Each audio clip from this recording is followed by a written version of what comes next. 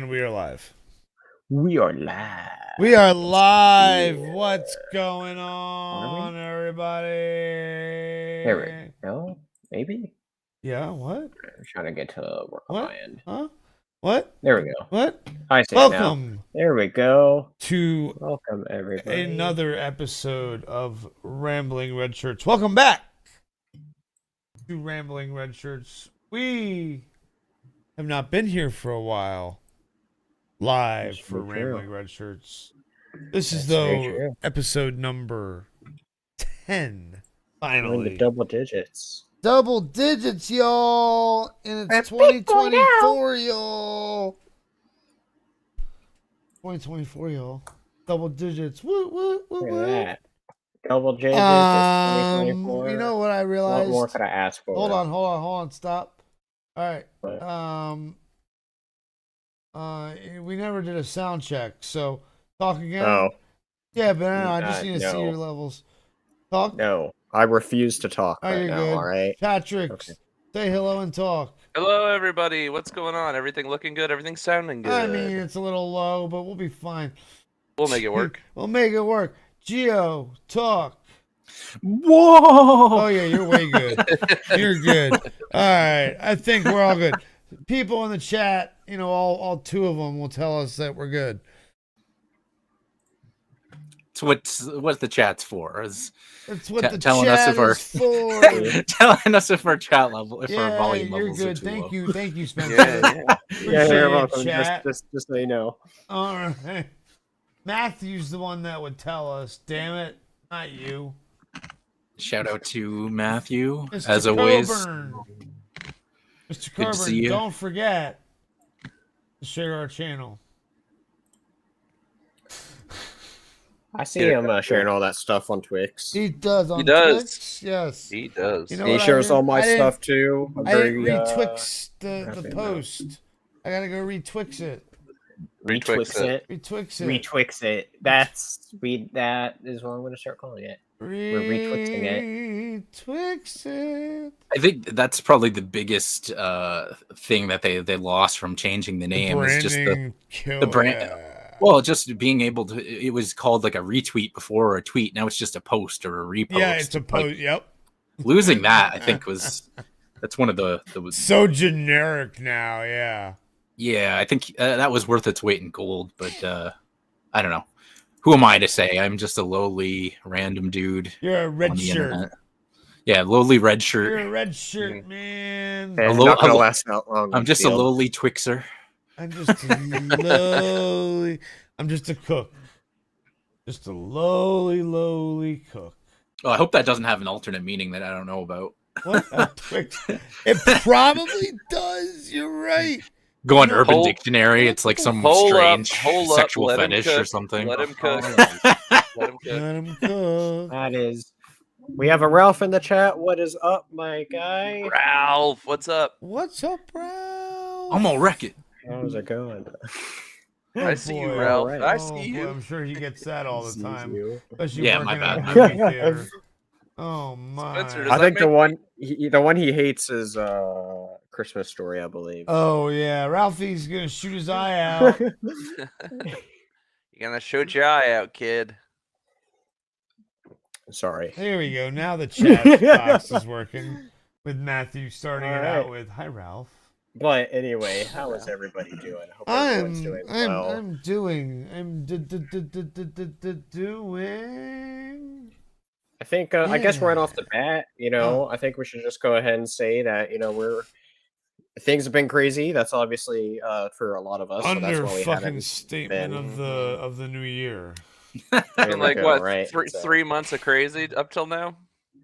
So, but yeah, we're gonna try to be doing something more Wednesdays, consistently. I think our current plan is, we're gonna look into doing this podcast maybe every other week, and depending on the slower news weeks, we'll be gaming over on Twitch instead. Yeah. So find us either on here on YouTube or over on Twitch, where we do lots of fun gaming stuff, and we're gonna make Wednesdays for us red shirts. We're gonna dominate the Wednesdays going forward. And I want to add as well, if it's a little confusing to find out where we are, which it's mainly 2 places, but you can always join the Discord, and beyond getting notifications anytime we go live on any platform, you're also going to be able to chat with us there if you have something you want to talk about. Yes. We've got a decent community there so far, but we want to continue to grow that, just like we're growing the channel. So yes. I believe that's going to be in our description, in our not our description, not the video link description. tree. Exactly. Yeah, it's in our link tree, which is if you go click down below. Yeah, so here's check our Twitch. Yeah, shout out to Patrick doing all his flying, and sadly not crashing. But that's another topic. Sadly not crashing. And I might have gotten my best landing today, like softest landing on stream, because it seems like every time I stream, and Gio will attest this, because every time Gio has shown up, I managed to bounce the landing in some way. This is the first time Gio didn't show up, and it was like a buttery smooth landing. I'm like, I wonder if it's Gio. Yeah, probably. Right, Gio, you gotta stop supporting us, Gio. Jeez. No, how dare you're being so supportive? I'm gonna get you a smooth landing, Gio. I promise. We're gonna do that in 2024. We're gonna get you that smooth landing. Smooth, huh?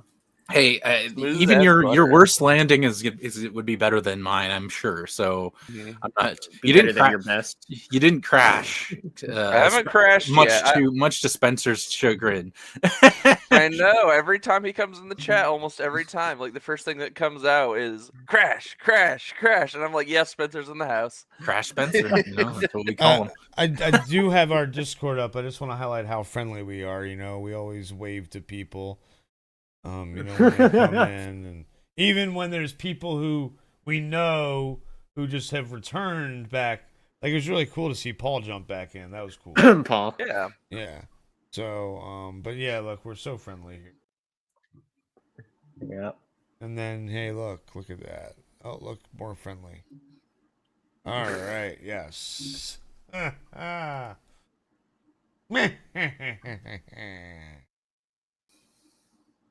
Is that a Wario impression? No, that was just me laughing. Kinda. Wow, Luigi.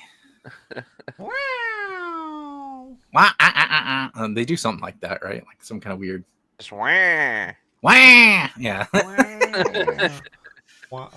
Wow. Wow. Now we're getting to Owen Wilson territory there. Yeah, I know. That's what the point was. Wow. Hey, you want to go get an internship at Google? Wow.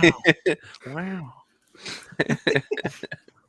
There's you can find a compilation on YouTube of every time that Owen Wilson has said "wow" in one of his films. I watched that. It's fantastic. Yeah. It's surprising how far back it goes, and you can see kind of the evolution of it.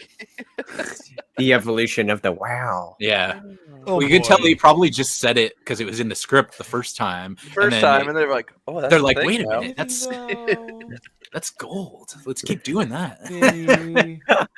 James Tyler in the chat. Funny. What's up? What up, man? James? The Red Shirts will slam Wednesdays with facts and logic. That's right. Yeah, always good to see James. Facts and logic. I don't know, man. Facts and logic are. Yeah, in 2024, they don't hold so much weight anymore. It's all about, damn! That's it's all about passion and feelings now, boys. Feelings.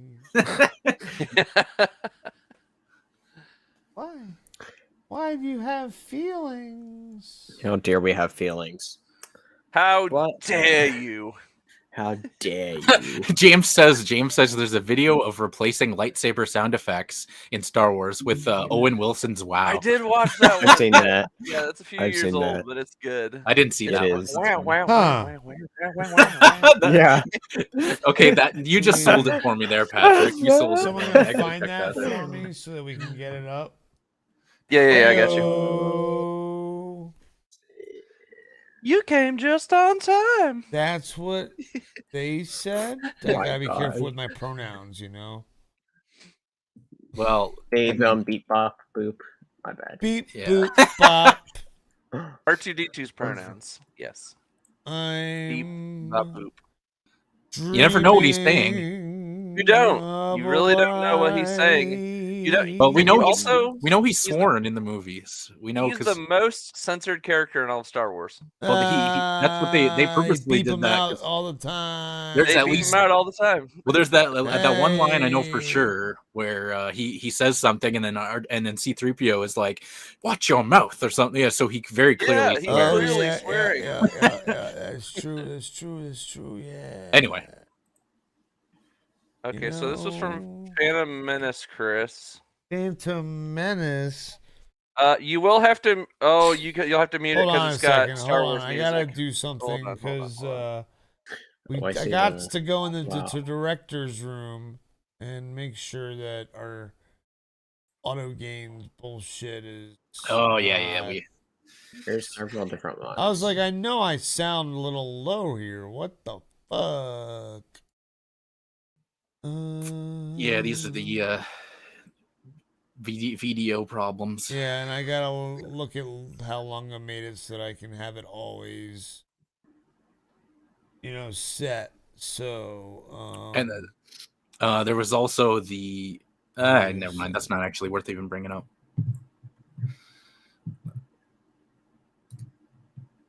auto game control. And You sounded a already lot lower there for us. Yeah, well, that's what I'm saying. It had As long as it's good on your end. It had already changed it changed my shit from like 94 to 82 in Windows, volume wise, microphone wise. All right. How is it sounding now? Everything. Test. Good? You guys hear me good now? Hear me well? Yeah. Can you hear me now? All right, hold on. Woo! Yeah, yours is fine, Gio. Yeah, I turned the gain down and the volume slightly up on mine because I figured anyway. Yeah, if it's working, it's working. How's that? I turned echo cancellation off. Why I would Sounds do good. Matthew said yes, so I assume we're all good. Yes, if Yes. Matthew said so, then we're good. How's Okay, that? awesome. I turned off noise suppression. How's this? How's that? Okay. I do hear a little bit of light static now. All right, so I'm gonna turn noise suppression back on. Okay. All right. We're gonna go to audio settings for Geo. We're gonna turn that auto gain control off. Why? Is it okay? Let's just test this. Is it making any difference? Sound? Yeah, it made you way lower. Yeah, way lower.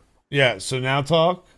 Now I'm talking, testing. Perfect. Okay, we'll leave you the Better, way you yeah, are. much better. All right, let's do this. Audio Let's do this. settings. Auto gain control off. Speak, Spencer. No. I'm not going to speak now. Or forever hold your peace. Speak again. No. Yeah, we're You're not keeping gonna that tell me on when to for speak. you. Audio settings. Auto gain control off. I was going for the real dad joke. That's when he Speak, says, Patrick. Like, Jesus. We got Pluto Hey over guys, here. what's up? Speak. How you doing, baby boo? Fuck. And we got Ghetto Supreme over here. We'll get back onto that one later. Talk now.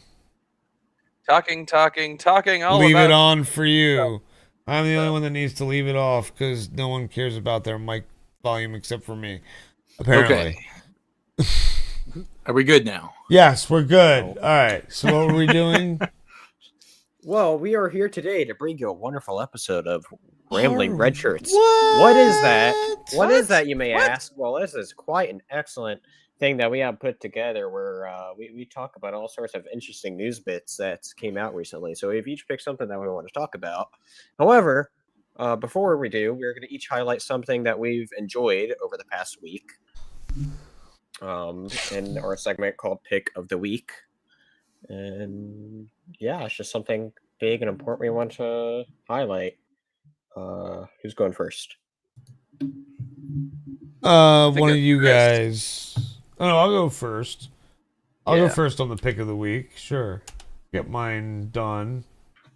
Chris, do yours. Jeez. So mine is, I guess, you could say it's something that I've been playing a lot of to pass time while I was dealing with a lot of stuff. And it's Disney Speedstorm.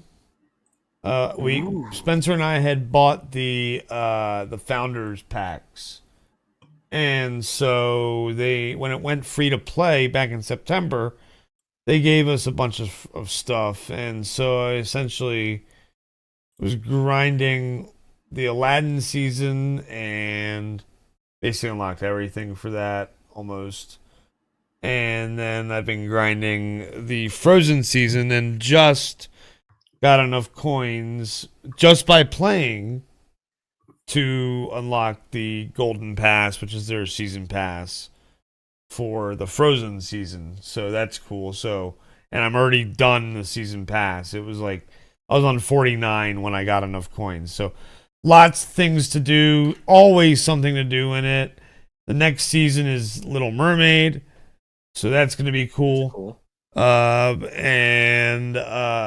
Yeah, just always something to do every day. It's got the dailies, free to play, so you can't beat that. If you do private matches, you get access to every racer, so that's really cool. Lots of reasons to play it, because and I'm not even really like a Disney simp like Patrick. That's a lie. Not these days. I'm not. Both are.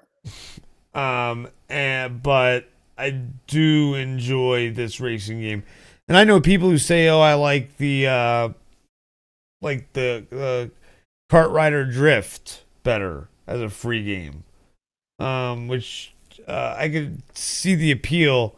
I just like the nostalgia of the Disney on this one. That's what keeps bringing me back to it, I think. So, yeah. Next. Gio, you go next. I think Absolutely. yours is game related. Yeah, so this week for my pick of the week, it's one I've been wanting to talk about for a little bit now, and so now that we're back, it's a good opportunity, and that's Resident Evil 7 Biohazard. So for those who aren't familiar, like obviously it's the 7th game in the series. This is the one that came out in 2017, and it was the first game that used the now famous RE engine. So I think when a lot of people think of Resident Evil in the more recent games, a lot of people, myself included, would go to the Resident Evil 2 remake as kind of the game that brought them back on the map and kind of reintroduced that interest in Capcom as a company, and has kind of led to their continued success over the last couple of years. But one game that I think that at least I didn't give enough credit to was Resident Evil 7, the game that came before that. And I recently had a chance to actually try it out, and I played through the entire game, and I was very, very impressed with it. So there's a lot of things to bring up here. I think like I said, first game with the new RE engine, and it was the first Resident Evil game to go full first person, kind of like what you saw in games like, I think Silent Hill 4 was partially first person. So, and the PT demo was going to be in first person as well, although that never ended up coming out. One of the things that's so interesting about the game is, well, it's a departure from some of the previous Resident Evil games in terms of, you're not dealing with your typical zombies. You're not dealing with Raccoon City. You're out in the swamps of Louisiana, and you're in this creepy derelict, I think it's a plantation, I think is what it ends up being, but you're in this decrepit house, and it feels like it's the closest thing I've ever experienced to actually being in a horror movie. The graphics are phenomenal. They're second to none, especially for a game from 2017. You compare it to now, I'd put it up with any other game visually. It looks fantastic. The sound design is really good. They do a good job of putting in sound effects, but especially if you're playing this game with headphones, you're going to find there's these situations where you're listening for things to be like, oh, what's going to be around this corner? Is there going to be an enemy here? And the game throws you like little curveballs, like you'll hear a tree branch hitting the window and it'll freak you out a bit. And then so you've got just beautiful graphics, beautiful sound design. The gameplay is very similar to a lot of the other Resident Evil games. So if at this point, if you played number 2 remake, number 4 remake, games like that, you'll be quite at home here if you didn't give this one a try. If you've never played a Resident Evil game, I would say as long as if you have any experience with first person games whatsoever, you should be able to jump in with this fine. It's not there's not a huge learning curve as far as knowing what to do. The game is very how do I put this? Let's put it that way. The learning curve isn't huge enough for new players that you can't get into it. And for me as well, I think it's worth saying that I'm not a huge horror fan. I don't really watch horror movies beyond sci-fi horror. But this is a game that had me on the edge of my seat till the very end. I thought the gameplay was good, has an engaging story. The characters that you're interacting with are very well done, good voice acting. So I think just overall, it's a very close to a masterpiece of a horror game. And I would say if you like horror at all, you should give it a try. If you are into first person games of any degree, you should give it a try. And I just think it's has a lot of I could go on about this game for a while, but let's just sum it up. It's definitely try it if you haven't. Resident Evil 7. That is the one Resident Evil I refuse to play. But anyway, it's a terrifying game. It's no, not for me. Ralph in the chat said Resident Evil 7 is fantastic, but says Village is even better. Well, that's one of the reasons why I wanted to try it as well, because it's the same character that goes on to be in Resident Evil 8. And that's what I really wanted to play was 8. But I was like, well, let me go back and try 7 first. If I don't like it, I'll just stop playing it. And I played through the entire game. So there you go. It just works out that way, right? Yeah, no, that's good. Good stuff. I guess I'll go in and go. I have been on quite the binge over the last week. However, not a binge on a show, because I barely watch stuff, I'll be honest. However, what I have been binging is this. You see how big this book is? This big Venom omnibus right here.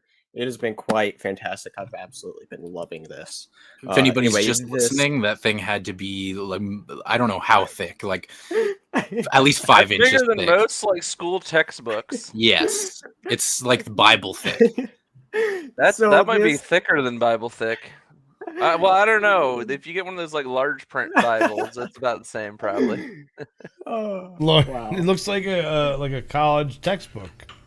Wow! Show the thickness again. It's surprisingly bigger than most college textbooks. That's a thick boy. So anyway, this includes 49 issues. It includes all 35 issues of Donny Cates' Venom. Back to that in a moment. And it includes the events, Absolute Carnage, King of Black, a few other one-shots there. And this is what's known as Donny Cates' Venom, which was one of the biggest Marvel runs to have recently came out. It's so good. I've absolutely loved it. Definitely one of my favorite Marvel reads that I've gotten into. Lots of great stuff here. If anybody has heard of the comic character Null that's came out, this guy right here. He's dubbed as God of the Symbiotes, God of the Abyss. He is the character he originated from this. And so one of the biggest comic characters to come out in recent years. This story just does so much crazy stuff. If you played Spider-Man 2, not going to get it too much into spoilers for Spider-Man 2. However, if you've played the last quarter of that game, that whole story is pretty much ripped right out from this comic. And so This story is really good. It's excellent. I'm not going to say too much spoiler wise. It gets absolutely wild. It does a lot of different things in there. Each issue was very quick to read, and I'll just say this: the selling point to the Marvel execs or editor, whoever that was, it was in the introduction for this.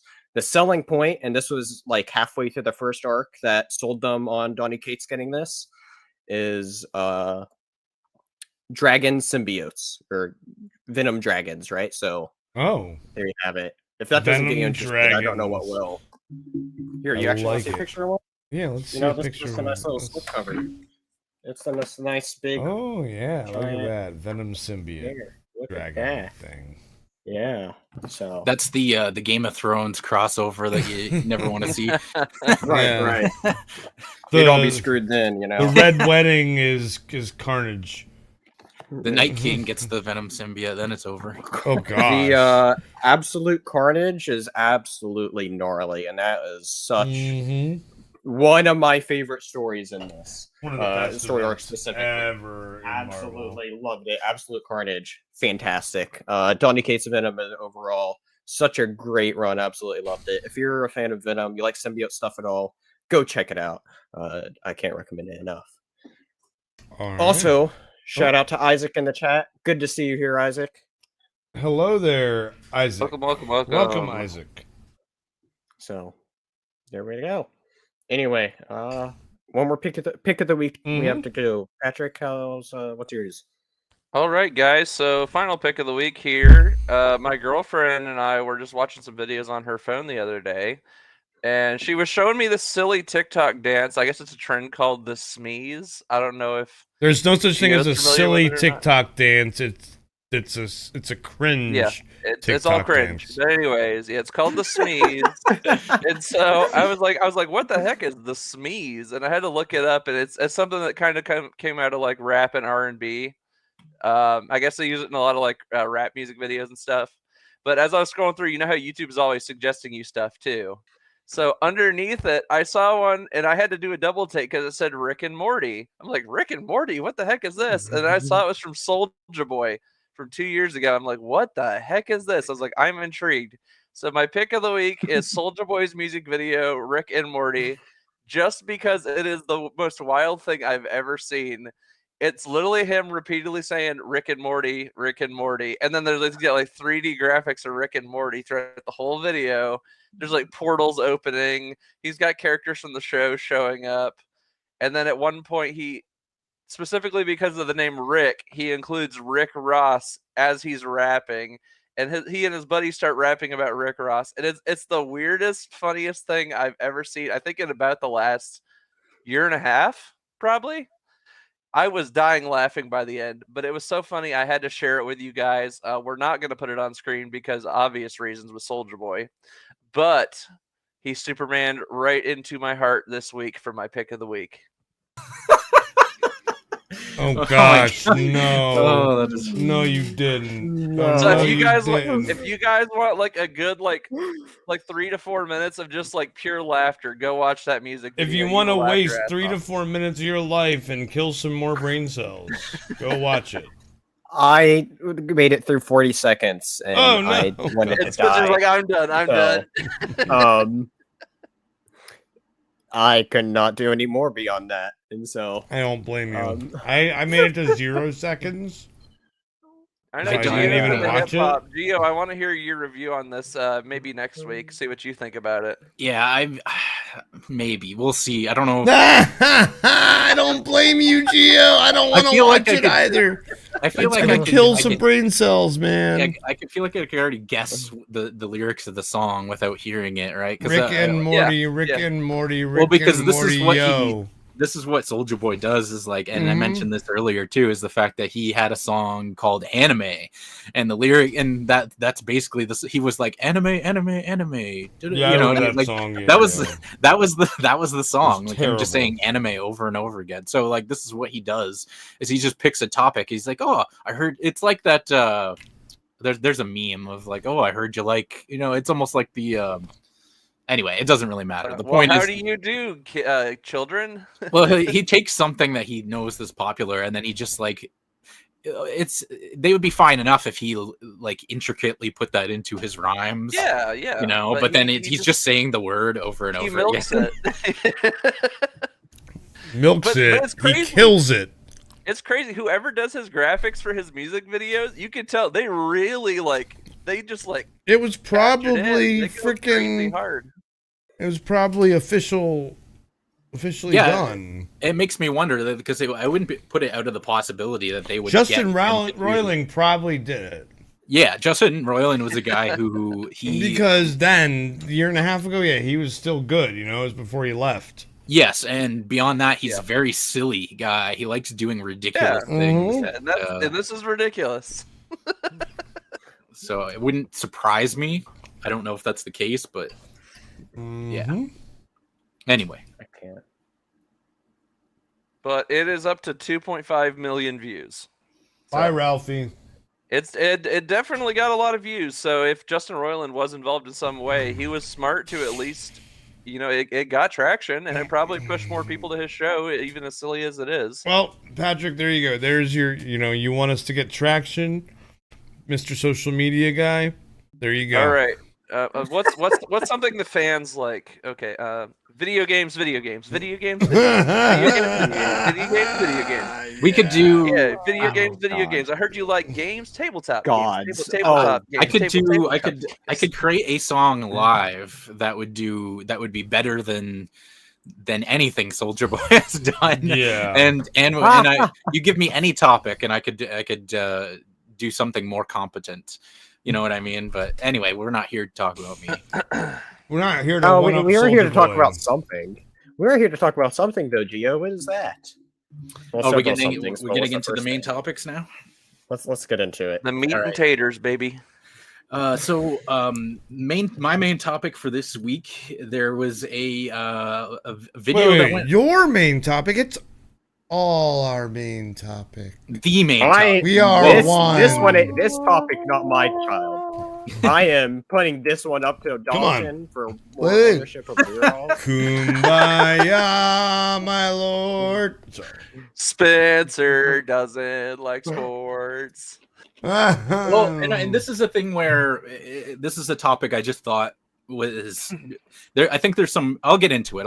There's some Yes. importance to this. So, last night the Toronto Raptors head coach Darko Rajakovic had a video that went viral. Gesundheit. Yeah, he had a video that went viral last night after he went on this epic rant after the end of their game. So I just want to go over the leading up to what happened, what he said, and why I think that it's important and why it's relevant. Wait, I just want to clear something up for Spencer. Sure. It's a video that went viral.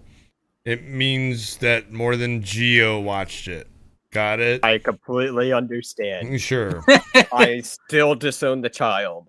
Hey, it's Listen, fine. Listen. You know who else is big and viral? Is Soldier Boy. If he somehow ended up being my child, I would absolutely disown him. Well, I'm with you there. I can't say I would claim him. Oh, shit. But, this is great. This is great Wow. television, folks. Record it. Wow. Anyway, can I go on to the topic? Sure. Am I allowed? Go on. All right. So, Superman, hey! Sorry.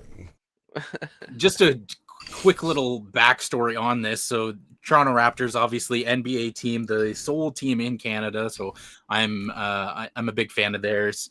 They recently traded one of their starting players in OG Anunoby and added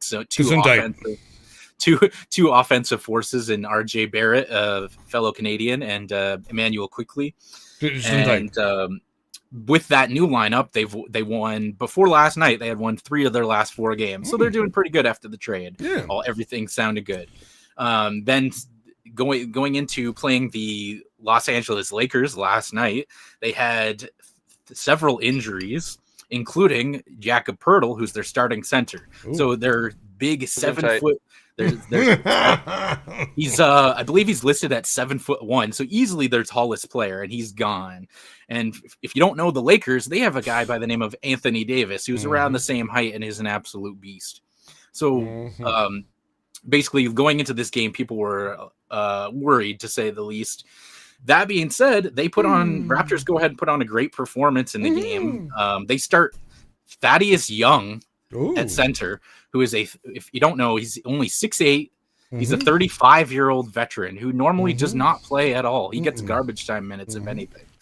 They start this guy at center, and they have a great game. They had 4 players with over 21 points each. They shot 56% from the field, 48.6% from 3.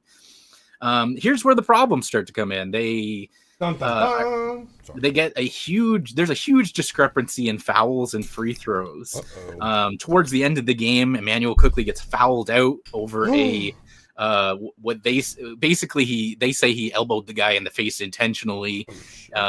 To me, it looked like a common rip through Euro step over Cam Reddish. Explain that to what a Euro step is to the folks, please. Euro step is a move. I'm not sure how to describe it exactly, but it's a move that you it's a move that you use close to the basket in order to trick your defender into thinking you're going one way and you're actually going the other way. And so basically he does you that. Step one way and then you follow through the opposite way. Yes, and when you do that, when you do the rip through, you're moving your elbows in the direction of the player. So what happened in this case is he was too close and he got elbowed in the chin and started bleeding. So who started bleeding? Cam Reddish is the guy who was defending, and he got hit in the face. So they give him a foul, but then they upgrade it to a flagrant foul. Like he did it on purpose. Yes. So they say the ref says he did it on purpose. So he gets so the Lakers get 2 free throws and the ball back. So that so basically there's all these things that keep happening. So in terms of the free throws, in the entire game, Raptors had 13, Lakers had 36. In the fourth quarter alone, the Lakers had 23 free throws to the Raptors 2. If we go to the last 4 minutes of the game, it was 19 free throws for the Lakers to 0 for the Raptors. Hold on. Just making sure Spencer's breathing. Oh, no, he is. So it's worth pointing out that a few of those were intentional fouls late in the game because the Raptors were down, and you got to do that late games, right? But that doesn't alone account for the discrepancy. So it's a question. So first of all, you got this big discrepancy, and I guess the last thing worth mentioning in the game is that the right at the end of the game, Raptors are down 3. RJ Barrett sets a screen on Anthony Davis to get him out of the way. Scotty Barnes shoots the 3, makes it, but they call an offensive foul on the screen. So that cancels out the 3. So that 3 means nothing. And so despite all this happening, everything going against the Raptors, they still managed to bring it to a 1-point game. They get the loss, but lose by 1 point. Damn. So this is where we get into the topic of discussion here. So they at the post-game press conference, head coach Darko goes out there, and I'm going to read you some of what he said, not all of it, but and keep in mind, English is not his first language, but I'm going to paraphrase what he said here. So he says, "What happened tonight? What happened tonight? This is completely BS. This is shame. This is shame. Shame for the referees. Shame for the league to allow this. 23 free throws for them, and we get 2 free throws in the fourth quarter. Like, how do we play the game? I understand respect for all-stars and all that, but we have star players on our team as well. How is it possible that Scotty Barnes, who is an all-star caliber player in this league, he goes every time to the rim with force, trying to get to the rim without flopping, not trying to get foul calls.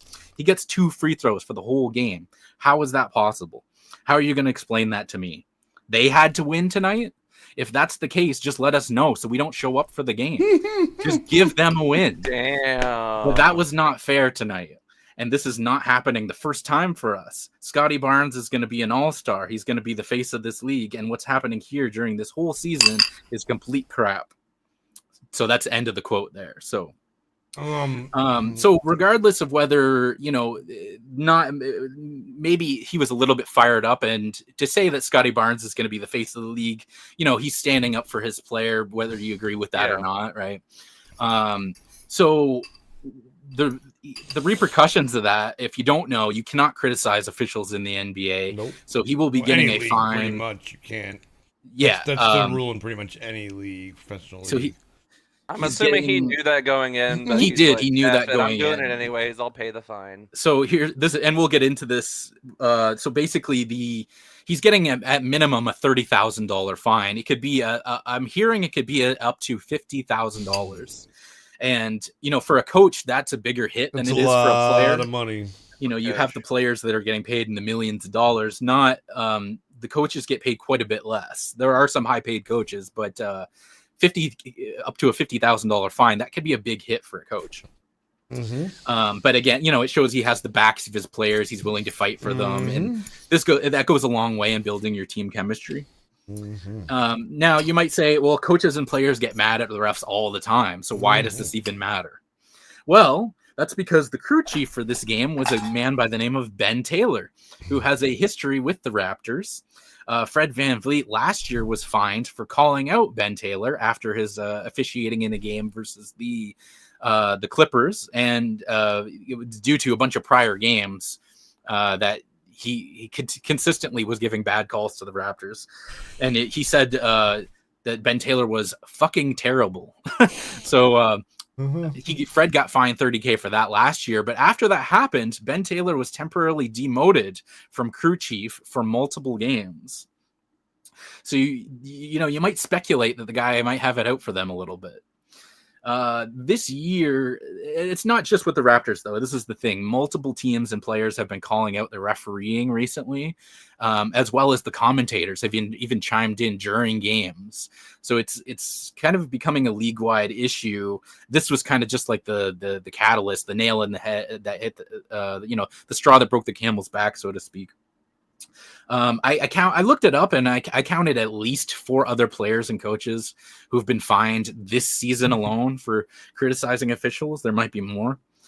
So here's where this becomes a little bit of a problem, because first of all, the NBA employs the referees independently of the teams and mandates them as to what to call.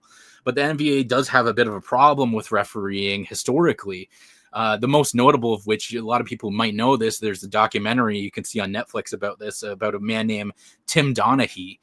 And he was ref for 13 seasons in the NBA before he was involved in a huge scandal over rigging the games. So essentially he admitted to, 4 different seasons in which he was point shaving and basically involved in gambling scandals where he would fix these games to because other people would bet on them and he would make a profit off of it. So that guy is no longer a referee, but who still is a friend of his named Scott Foster, who he received over 134 phone calls from him during the season, 2 of the seasons in which he was admitted to betting on games. So you see that Tim Donaghy called Scott Foster immediately before and after games, which he was officiating 54 times. It's Scott Foster is a guy who's still in the league, is still refereeing. And there's other people who've criticized him as well, as long as he has a famous longstanding rivalry with Chris Paul, where Chris Paul went as far as to suggest that Scott Foster threatened his child or something to that effect. So you got some situations where you have multiple referees people have issues with, and they're being the NBA isn't particularly doing anything about it. So it begs the question as to why that's the case. If this is a case where the NBA is innocent and these refs are just going rogue, right? So why can't they just investigate them? It's just a thing where every other company does. Yeah, I don't understand why, because I don't want to go out and straight up accuse them of anything because I don't have the evidence. But it's a thing where that's just my question is, okay, if these guys are going rogue, they're not doing, if the NBA doesn't want this to happen, then why are they letting it happen?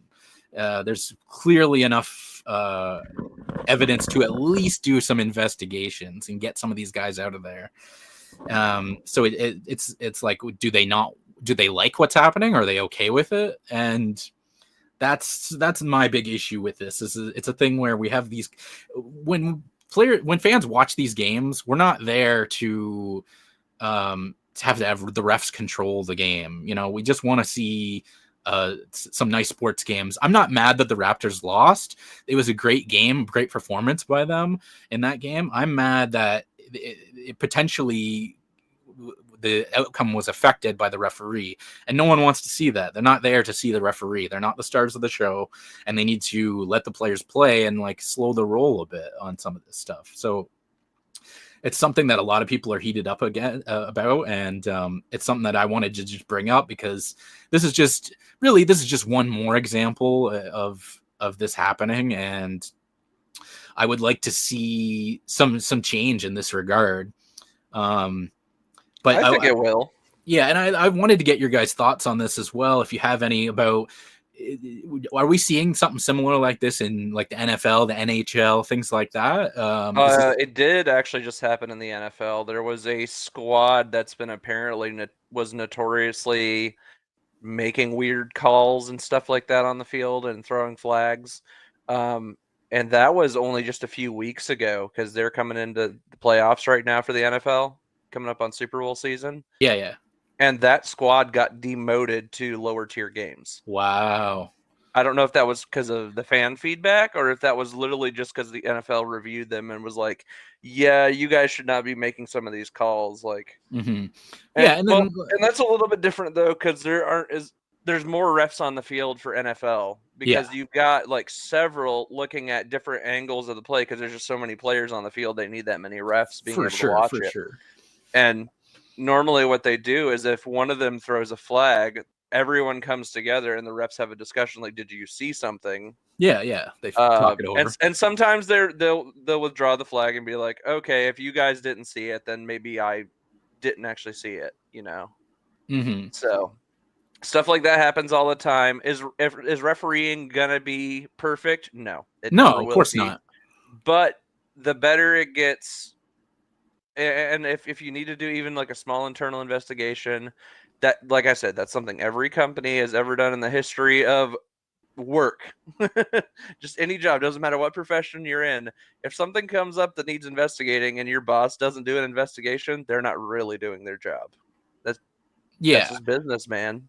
And that's how I feel. It's like, it's not going to be perfect, and I don't expect it to be perfect either. You know, we're all human; we all make mistakes. But everyone makes mistakes, but when there's a consistent pattern and it's like nothing's being done about it, then it's like okay. And then like with that, like I mentioned last year, when what was his name again?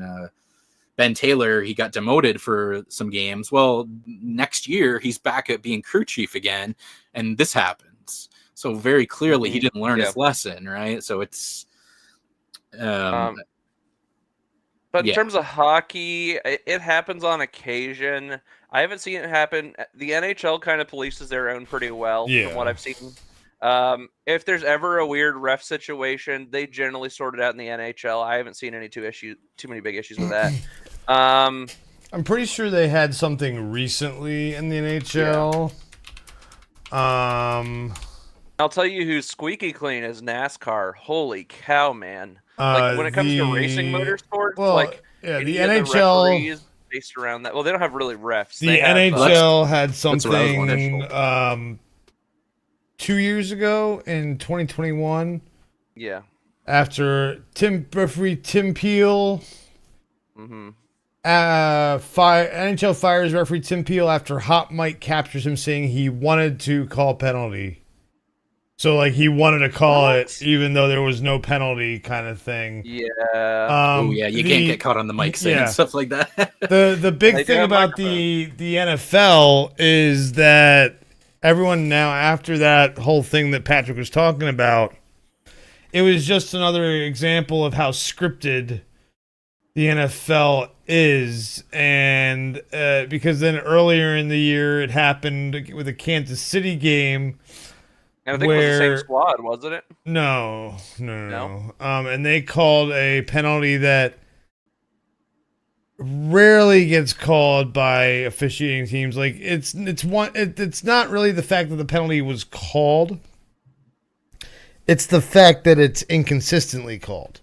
If it was a penalty that was consistently called and offensive offsides, not even like the normal defensive offsides, which is the standard offsides that it gets called. Yeah. And offensive offsides, which rarely gets called. Now every time it gets called in a game, everybody cringes. Because it's that kind of call. It doesn't happen often. And then the thing with the Chiefs was they claimed that an offensive lineman didn't report in as a receiver when he went to go set up for the formation, but they acknowledged that he did, and that's why they got demoted, because part of it is that they don't have solid communication in that crew, so that's why they demoted him. And they're still going to be a playoff crew, but they're going to be in like a wild card game rather than a championship game. To do with the NBA thing, that's a tough one. Why they're not investigating it, I don't know, because the phone records are there.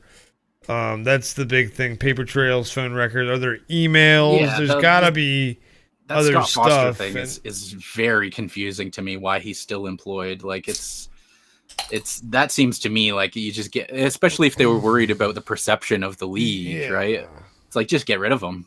You know, like even if he's a good ref, it's like it's not worth the, because the FBI wanted to investigate the league. Yeah. And they were like, no, we took care of it. We fired the guy. Well, but that's fine. The thing, they took care of it, like. And I get that they don't guarantee you there's money. They don't want the feds. On taking care of it. Yeah.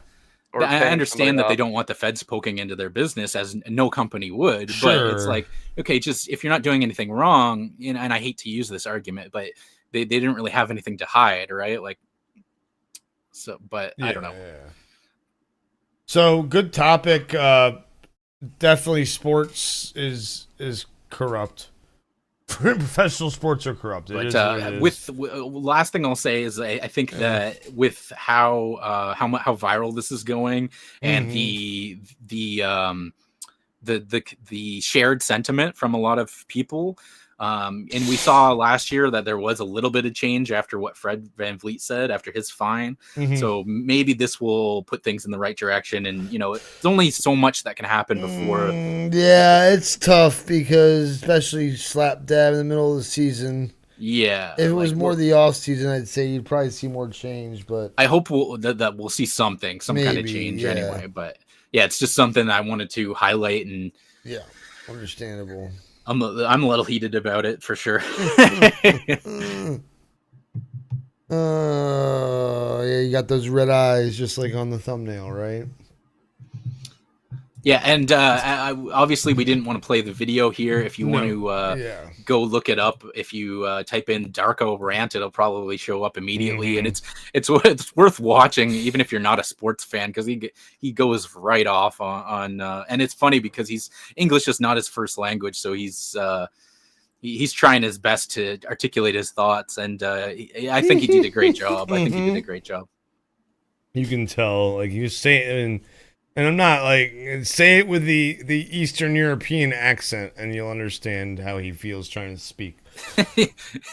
English is a tough language, folks. Absolutely. Remember that. It's also stupid in so many ways too, but English, yes, absolutely. That's our next topic, the English language. Why are there homonyms? We're going to teach you there, and there. Next, jeez. 2 and 2.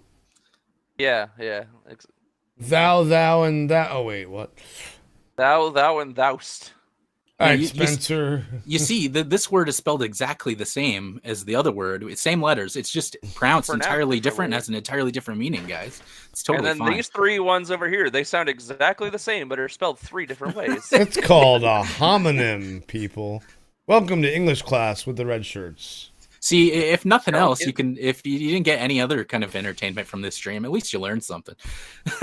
No, Get me please started on do Operation not. Run. If you are in college, if you're in grade school, stop watching and go do something else.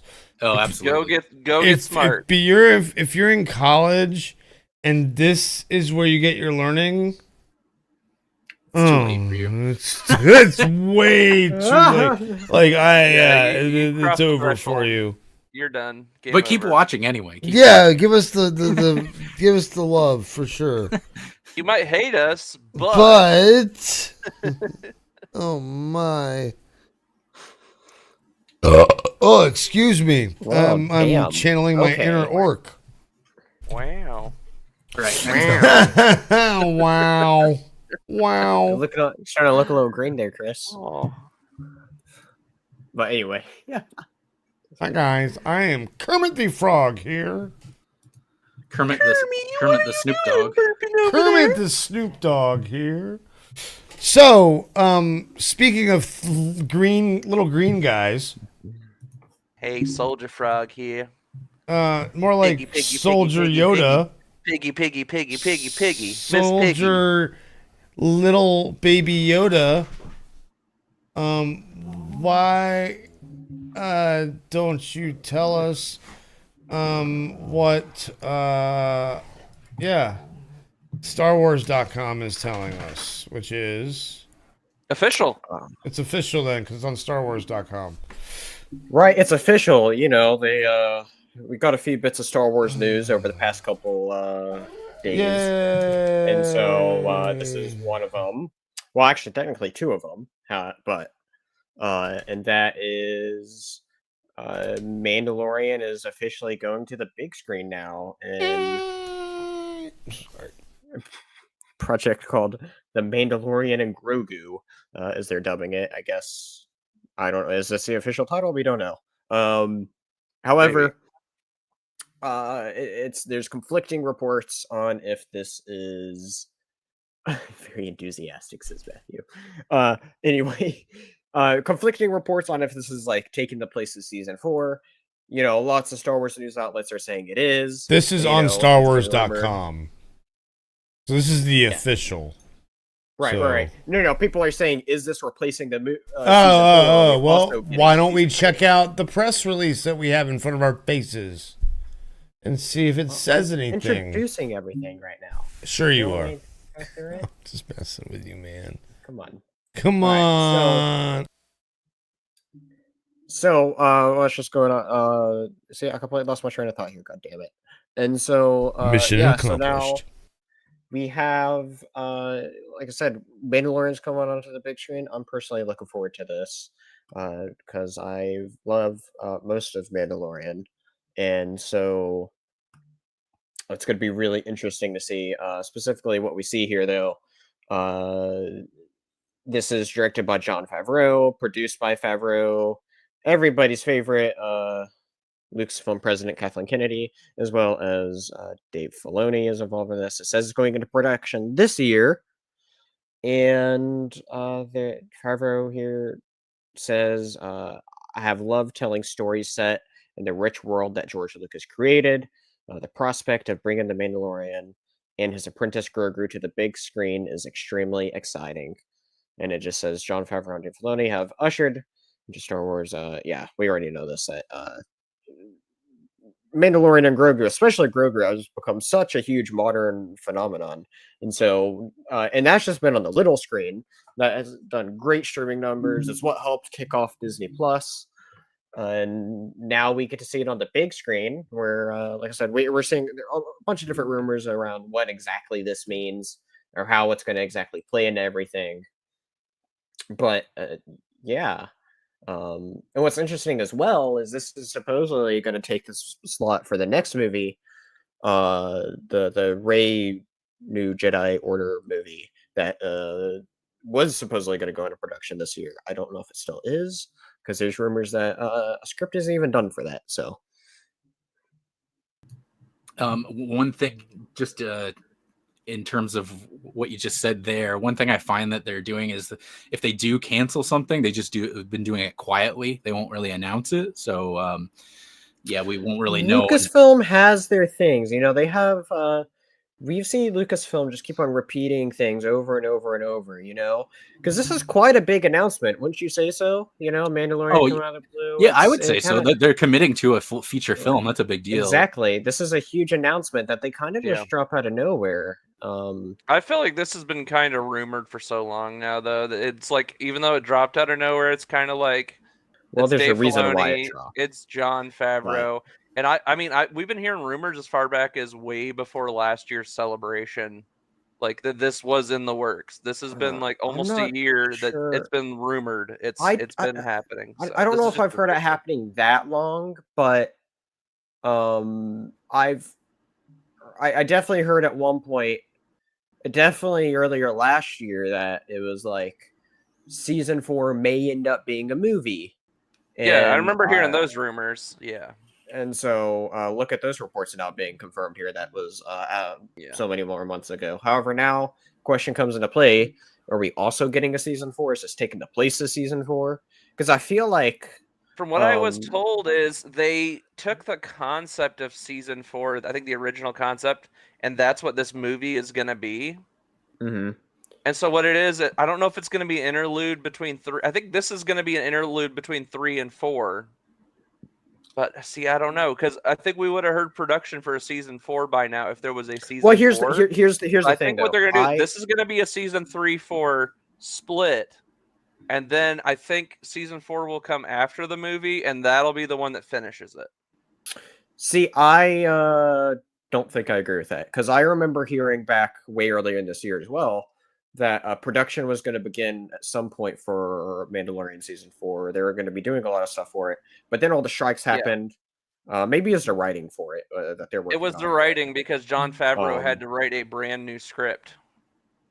Because he had like an idea, and from what I heard is they took the original season 4 idea and said this would work better as a movie, which I think is what this is. And then he's writing a brand new script for an actual season 4. But when that season 4 is going to come out, we don't know. Right, and Deadline has reported that this is being developed alongside a season 4. Yes. However, I'm unsure. However, there's conflicting reports from other places. I don't remember exactly where, but other places that get legit Star Wars scoops saying, "Well, this is replacing." Maybe saying that. Well, no, this means that this is going to replace season 4, and that it's. I've even heard one place as well. I don't remember where. That this could potentially be the start of another trilogy on screen as well. I don't know how much I believe that, but could be. I guess it will depend on fan response. I was about to say, I think that's the big thing. I think if this does great, then they'll go on and make it into a trilogy, right? Because and that's a big thing too. This is going to be the big test too. One of the biggest complaints we've gotten from Disney Plus shows, right, is with all these limited series, so many people are like, well, this would be so much better if it's edited into a movie, you know? So many people said about that, about Kenobi. They absolutely it's a reverse Kenobi, because Kenobi started as a film and became a TV show. Right, and I wonder if Lucasfilms really listened to that feedback and be like, especially with 2, I think Mandalorian I think so. Is the biggest. I really do. I think Mandalorian's the biggest of the shows that they've come out with on Disney Plus. So it's, I think it's just a big test to see if this is what they want it, like, if what the fans are saying they want, if it'll work as well, And it seems like it's a good jumping on point. You start it as a TV show and kind of build that audience naturally at home on streaming, and then if your project gets popular enough, like in the case of Mandalorian, then be like, okay, let's do a movie. Like, it's popular, let's give it a shot.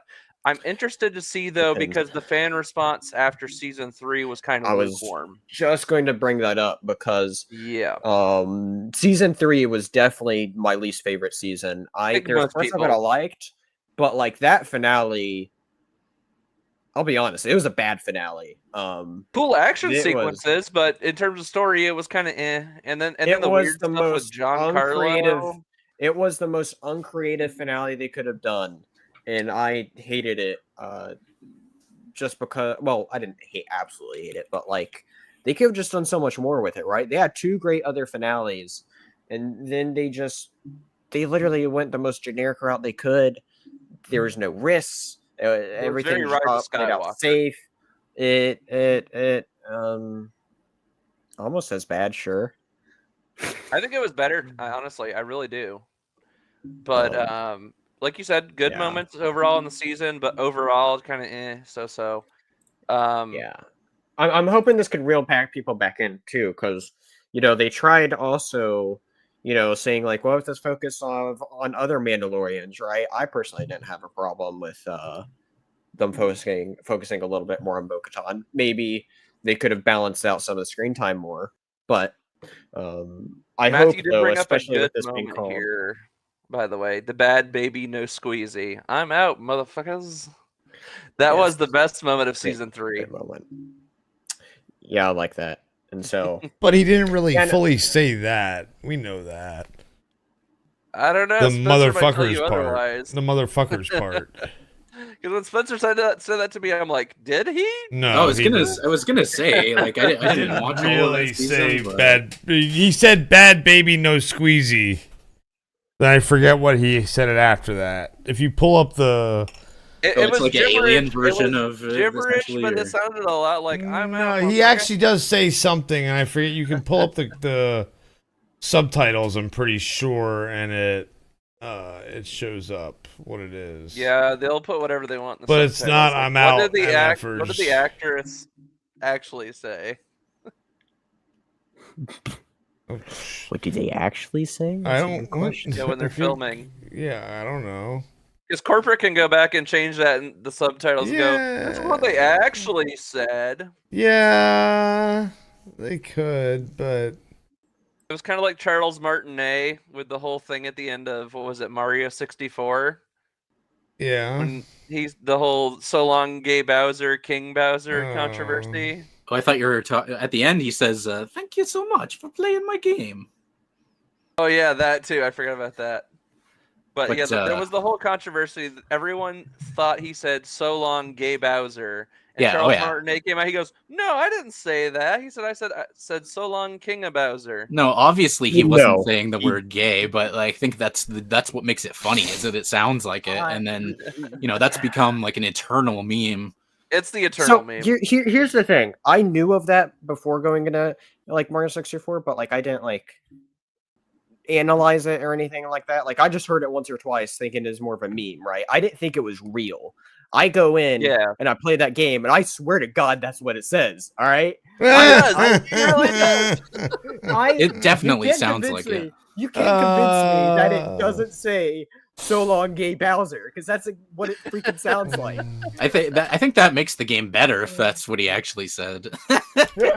So long, auf Wiedersehen, goodbye, Bowser. Then it really changes the dynamics of that game. If Mario's the bad guy, he's like a homer. Yeah.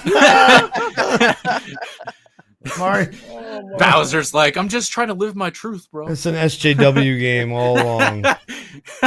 They were ahead of their time. Exactly. It's funny because it's not like that weird early 3D graphics like Bowser design too. That's not his shell. That that's was just his- blockchain, man. Early blockchain. Get Early it? blockchain. Early all those blockchain. spikes are just part of his style. But He's into some BDSM stuff. Jesus. Oh my Anyway. anyway, back to Star Wars. Bomb. Who's looking forward to the movie? Well, you forgot. So yeah, of course. And this was kind of Yeah. like we knew the plan. That was You know, coming. It's also in in the time. news with it It was was just a PR stunt, you know. Yeah. Also in the news with it was the fact that they're already the Ahsoka season 2 is in pre-production and is starting Yes, to be in we got production. a little bit of a We actually got teaser promotional art today from Dave So Filoni. you know that then too is good. Again, all of it is supposed to culminate to this big Thrawn battle, and that side of things. Which that needs to be which will be a movie as well. There's been rumors that the Mandoverse Right, crossover they're saying movie this is combines another- all this the is another shows. one. It's a different movie. That'll yes. be the one. Well, I think that's the Filoni movie that was officially announced. Yes, Yeah, that's They're yes. just not calling it Yeah. Heir to the This is the Empire, at least not Favreau yet. movie. It better This is the be. Favreau movie, I yeah. hope they call it Heir to the Empire because that could be so cool. Well, that's what I think the goal is to basically make an Heir to the Empire movie. There might be some However, rights issues with that, right? Like, is that what you're getting at? I think that the Let's pick one Bob. that is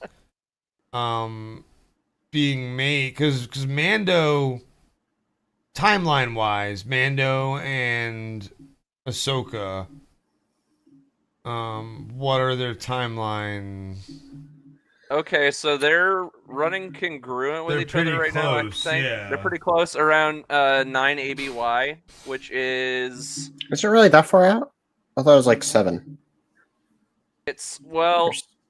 Return of the Jedi takes place. Wait, is it no? Is it Oh wait, you're 11? saying ABY, 11. maybe white. I think it's 11. ABY. 11.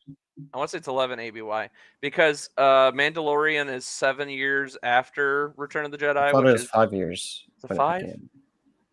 It began at 5 years, and Return of the Jedi. Say is 4 let's just say ABY. roughly 7 years 9. after Return But then of the there's Jedi. the whole thing. Yeah, the whole thing 'cause with Grogu. There was Grogu time jumps and was stuff, for, wasn't there? like, Yeah, I'd say Yeah. roughly 7 years. 7 years now, so 11 ABY. 11 ABY, so 11 years after the Battle of Yavin. Yeah, and something to think about coming up very soon. You know what happens in 15 ABY? Kylo's born. No, Rey is born. Oh. So we're coming up on that thing, and they're getting ready No to one do the cares new about Rey that. movie. No one cares about Rey being born. But and here's the other thing. Ray by the way. Palpatine? Ray, Yes, Ray Palpatine. Skywalker. By the way, I'm not gonna get. No, into you're this, not, so- bitch. I'm not. But I just want to bring this up. There's been some recent you, it's controversy all right. around the director here lately. How Yeah, to it's gonna be- tank it's a gonna be freaking me, movie man. before you even start production. Yeah. That Going to be, movie- sorry, a what movie? The Rey movie that's going to be like the creation of the new Jedi Order. Like she's been making some comments out on these big stage events things that are very controversial on social media. I thought and, like- it was supposed to be more of a. There was this, the rebuilding the Jedi Order and not a Yeah. Rey Palpatine movie. That's what they keep saying. It's not just a Rey It's movie. not a Rey Palpatine movie. She's just going to be a part of the building She's of the gonna be a Jedi Order. part She's of going to be it. like the central figure of the movie. I guess. She's basically kind of making her like a pseudo Yoda, from what I've been hearing. Not fully, because obviously Yoda's next level. But yeah, how to tank your movie by making controversial comments. Are you bonging off of a Patrick Star bong? Oh my god. That is epic. As I'm making comments, I love it. Patrick I love Bong. I like it. Patrick Bong. Whoa. Oh, I was waiting. And- I and- was waiting for And it. you're Spencer you're said it. actually above Patrick on the stream too, which is even more funny. Yep. I know. you're raising me up. I'm getting high with you. Here, look, but I want to know something. When they designed this, why? It's just why? Why did they add the butt crack? Why Because did- Patrick shows his butt a lot in the SpongeBob show. It's kind of like a running joke. It's a running joke. Okay, get it. I get it. Is it- then. So Constantly my losing his clothes. question is where is that oh, never mind. You're smoking out of his head, so that okay, never mind. Nice try, though. Nice try trying to embarrass me, but No, I just wanted to make sure that And he it's was cool how he's holding the, Okay, there that's what I was wondering. Yeah. Well, Because it looked a little Okay. suggestive. anyway. Anyways, yeah, how to tank your movie by making controversial comments that have blown up on the internet. Yeah, I don't think this movie is going to do good. I think it could have its low box office numbers as Solo now or lower. I'm not. I think it'll do fine. You know, Patrick, there's kind of a reason why they released this news now. Just saying. For PR. Oh yeah. You know what? Lucasfilm has a You're right. They're doing Lucasfilm cover-up. has They're doing a cover-up. That's Yep, the thing you're is right. they You are right. If Well, you look at it's- every single time when Lucasfilm does a big announcement like this outside It's of always around the time Celebration somebody or makes a a controversial big comment. You're right. D23, big Disney You are Plus right. event, Who made the whatever, controversial it's comment that we really care about anymore? Anyway, like, Charmine Boyd Shinoy. She's the director of the new You Jedi. said oh, that you was the one that's gonna about men and whatever. Yeah. Oh my so gosh! the no thing one that's interesting cares. about that is I thought that Disney kind of was having it seemed like they were trying to hold back on their staff making these kind of controversial comments because of the huge backlash they got from the Snow White because of that actress's comments. Yeah, So, Rachel Ziegler. Yeah. Yes. So, because if you notice her interviews lately, she has really dialed back her statements about That's Snow her PR White. team. Yeah. Yeah, absolutely. And that's what I'm wondering is it made me think at least that, okay, maybe Disney is talking to their, PR and being like, hey, we need to tone down our comments. Because their And stocks then- have been diving for a while Yeah. at Disney. And so they're really like in But panic then mode right now. these- They're trying to it's all what is it? I wouldn't say speech controls per se, but it's more likely to be Well, retaining a certain level of brand for your company. You Well, it want just to be a certain level. it makes sense if you're selling a product. Like, don't bash that product. Like, it's just make. But anyway, but point being is that I was trying to make is the fact that these Sleeping, Chris? these new comments. You sleeping? No, I'm just thinking. Okay. I'm listening. So Okay. the new comments are kind of go fly in the face of that theory that unless this person again is like going rogue against what Disney wants, or there's miscommunication between the Disney side of things and the Marvel side of, or the Star Wars Lucasfilm side of things. That's my question is like did they talk to her and she's like, fuck that, I'm gonna say what I want to say? Or I don't think they talked to her before she said that. yeah, No, I don't think they did. At all. You can guarantee But she got a that's phone the call thing after. is anyone really even taking that comment seriously? Have you seen a lot of social people media? have. I haven't. Have you I'll be seen it? honest. It's been everywhere. Facebook, Twitter. I know it's everywhere. been everywhere. Like, That's Here's the this thing. is why I haven't close my even- eyes because my head hurts thinking about this kind of shit. Like, it's movies and it's Star Wars. What are you gonna make that's gonna alter blow my mind, alter the way I think?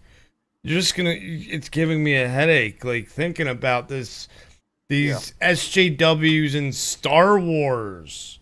Yeah.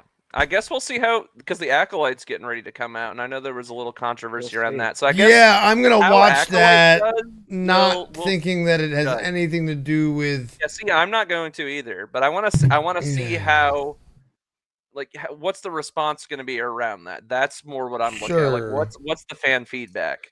Because if it does well, I think I'll be less worried about the other movie. I really will. Yeah, that makes sense. Oh, Like, once we get past that, I'll be like, okay, if Lucasfilm can handle that, then we'll be fine with the movie. I'm not as worried. All right, let's just go ahead and move on. Fucking- Let's keep it moving. There was a quick little announcement that just came out. D23 this year is happening in November, and it's being hosted in Brazil. Wow, that's late so, for D23. Yeah. Mm-hmm. Anyway, speaking of Star Wars and stuff, just figured I want to throw that in there really quick. All right. Come back to us in November. Good job. Hell yeah. Oh, and we got Bad Batch, so we'll actually be back sooner. Meh. I fell asleep during the season 2 finale, and I never even went back. I fell know everything asleep that happened. during I've heard season really 1. good things about this final season. Like, really good stuff. Yeah, but you like Forward to it. anything Star Wars, so it could No, there's a lot of stuff in Star Wars I'm pretty mad about, honestly. like what? It's not all. It's Kenobi. What else? Star Wars Resistance. A few of the comics and books. Other than that, it's mostly relatively okay. Wait, you didn't like Kenobi? You mean you didn't like the part where he tried to hide the girl under his jacket and walk out? That was a little weird. I love the setting though, because it ties in with the Jedi Fallen Order game. But other than that, yeah, it's kind of Yeah, that was cool how they did that. Anyway. All right. Anyway, next. Patrick, what's your topic that you want to talk about? What is the ape? Well, Associated this one Press kind of telling? came out of the blue. We have a 13-year-old gamer by the name of Willis Gibson who He's a goes by. cheater. He's not a cheater. He is a skilled teenager now. Actually, I can't call him a child. He is a teenager. Fuck, man. Anyways, It was his he birthday. Apparently, what today? Yesterday?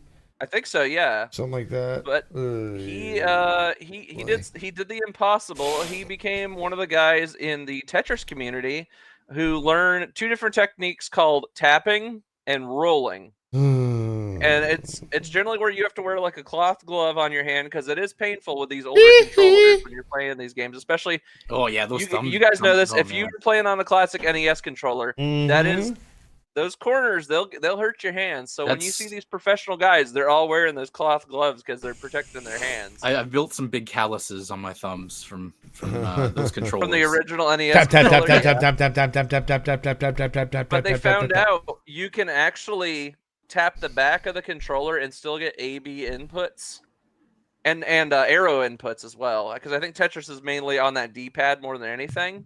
And so they found out if you can do that, there's a technique called rolling where you use the front and back of the controller to get your movements faster and faster and faster.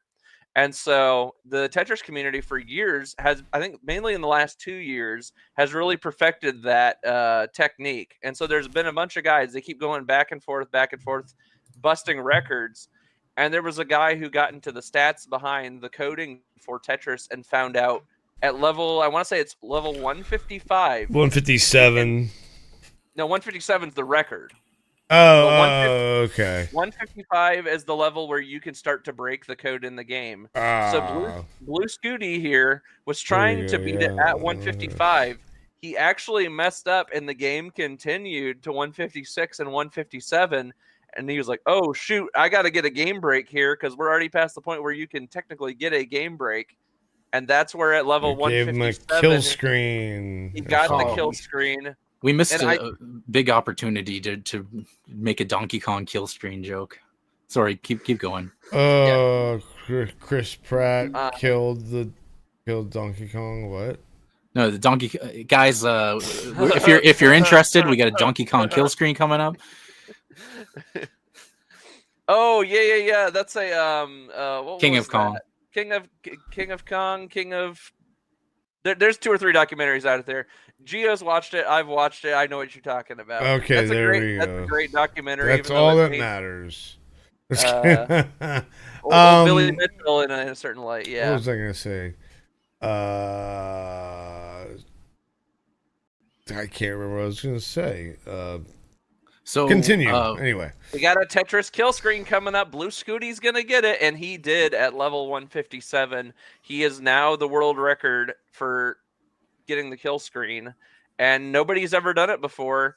And it was like him and another guy. They were like the 2 top players in the world. They both were trying to get a kill screen, and I think level 140 something is where the other guy got to.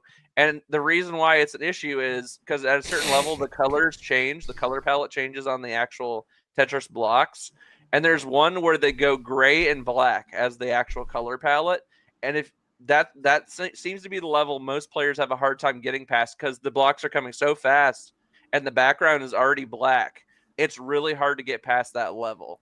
I think it goes incrementally faster, right? Incrementally faster, but at a certain point, I think the speed is consistent. Oh, it maxes out. It maxes out the speed, and the level just keeps going up and up and up and up and up. But the color palette actually changes to these weird shades because the RAM in the game, the way they coded the game, it starts giving you wild color palettes the game didn't originally have. So you get these just weird color patterns it throws in there.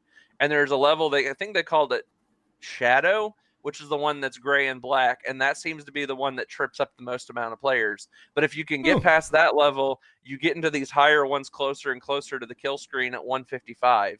But Blue Scooty did it at 157, and everyone is congratulating him. Even the CEO of Tetris reached out and congratulated him as well. Is the CEO or the creator? Like, is there a company? CEO of the company. So Tetris is a company as well? It got so popular they had to make it a company. Makes sense. One of the Sure. most popular games So of all who time. publishes? Is Tetris self-published? Then I no, think they're right? self-published now. I think don't they think No, so. because I there's think all they- kinds of different Tetris Well, games. they lease the rights to it to different companies. Okay, I that's what I thought. believe, Okay. or something to that effect. Mhm. Anyway, like they, you know, I find this really And- interesting. The CEO's name is Maya Rogers. Stack Rabbit. It took a Tetris playing AI program dubbed Stack Rabbit to Yes. break that logjam by helping map out just where players might happen across a glitch, Mhm. resulting in a kill screen, and finally beat the game. Stack Rabbit, which managed to make it all the way to level 237 before Which is a crashing the perfect game, game. It is a perfect game. ran on a modified version of Tetris, so its achievements aren't strictly comparable Mhm. to those of human players, and its findings weren't immediately applicable to the human played game either. But it's run Yes. clear to demonstrate that game-ending glitches could be triggered by very specific events, such as which block pieces were in play or how many lines a player cleared at once. Because the memory in the game, if you do if you trigger certain events or clear a certain amount of lines, that's an instant kill screen. So now that they've used Stack Rabbit to map out where the glitches are, like the kill screens for every single level past 155. Yeah. Okay. So between 155 and 237, they've mapped out all the possibilities, including probabilities. They have a whole chart saying there's a 70 whatever percent chance this if you get to this point and do this, it's a kill screen. There's a 25% chance here if you do this here, that's a kill screen. So now they have everything mapped out thanks to Stack Rabbit. The community is now looking at how do we get past 157? Because they can So keep I'm going past it. confused. They're going to get So faster and faster and faster. he's gotten to 157. So, but there's still more levels then, right? Like, Yes. There's a kill screen at 155. Aren't there? He got to 157.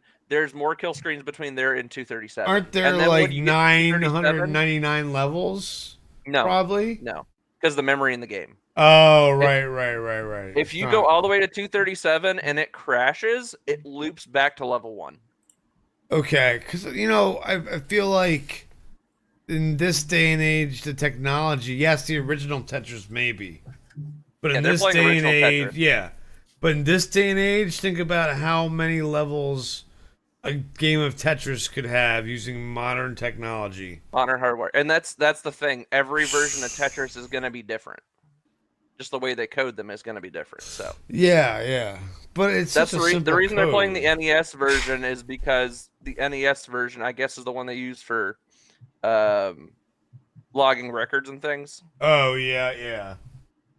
for game records. So Yeah, that's why that they're makes playing with that sense. version because it's the most basic version of, I guess, the most accessible version of it outside the arcade. It's also like just a really popular version that like I think the most people is, would have yeah. played. It was readily Absolutely. available. For Like purchase I would back say in the day. maybe the Game Boy version might be more popular, but Oh, yeah, because yeah. it was a pack-in title with the Game Boy. Yeah, I think Game Boy version is probably more popular, but NES. But I is don't. probably I close. don't think you could do that rolling tap method on the Tetris to get past it on a Game Boy. Oh, I That can't Probably imagine. not. I can't Play imagine. to that Nintendo controller. That's why they stay with the Nintendo. Yeah. No, They're that like, makes hey, sense. how high do we go? I wonder what the record is for level on the Game Boy version. I can I'll have to only look into imagine. that. I think it's interesting when you get into stuff like Mhm. these,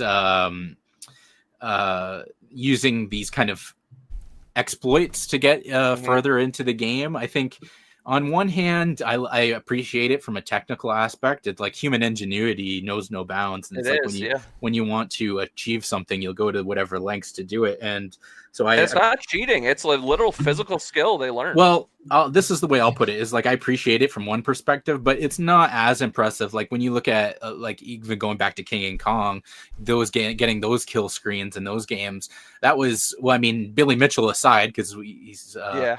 you know, but they can get to those kill screens legitimately, and you could say that it's an easier game, but I think I appreciate personally just stuff like that a bit better when you're not using if you don't use exploits, maybe that counts too. So maybe I'm wrong about that. But for me, it's like, because this is the way I look at it, right? Like I'm really into Dark Souls as an example, and speedrunning is a huge. There's a huge speedrunning community for those games. But if you look at any of the main speedrunners, they'll all use exploits. And to me, it's like, that's not the same. It's like, because you could find a game-breaking glitch. You can get to the end of the game in 5 minutes, but it's like you didn't beat all the bosses. Yeah. So you it's don't like, necessarily deserve it. Exactly. So that's why they have different runs for different absolutely. games, There's too. different categories for that, right? Like you got 100%, any percent, any percent. You know, but me personally, I just prefer like doing it all natural with how the game intended you to play it.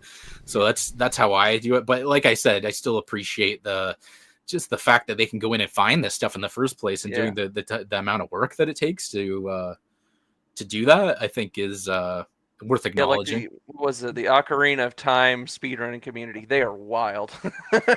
They find all these game-breaking glitches that like skip you ahead to later in the game, and you're like, what?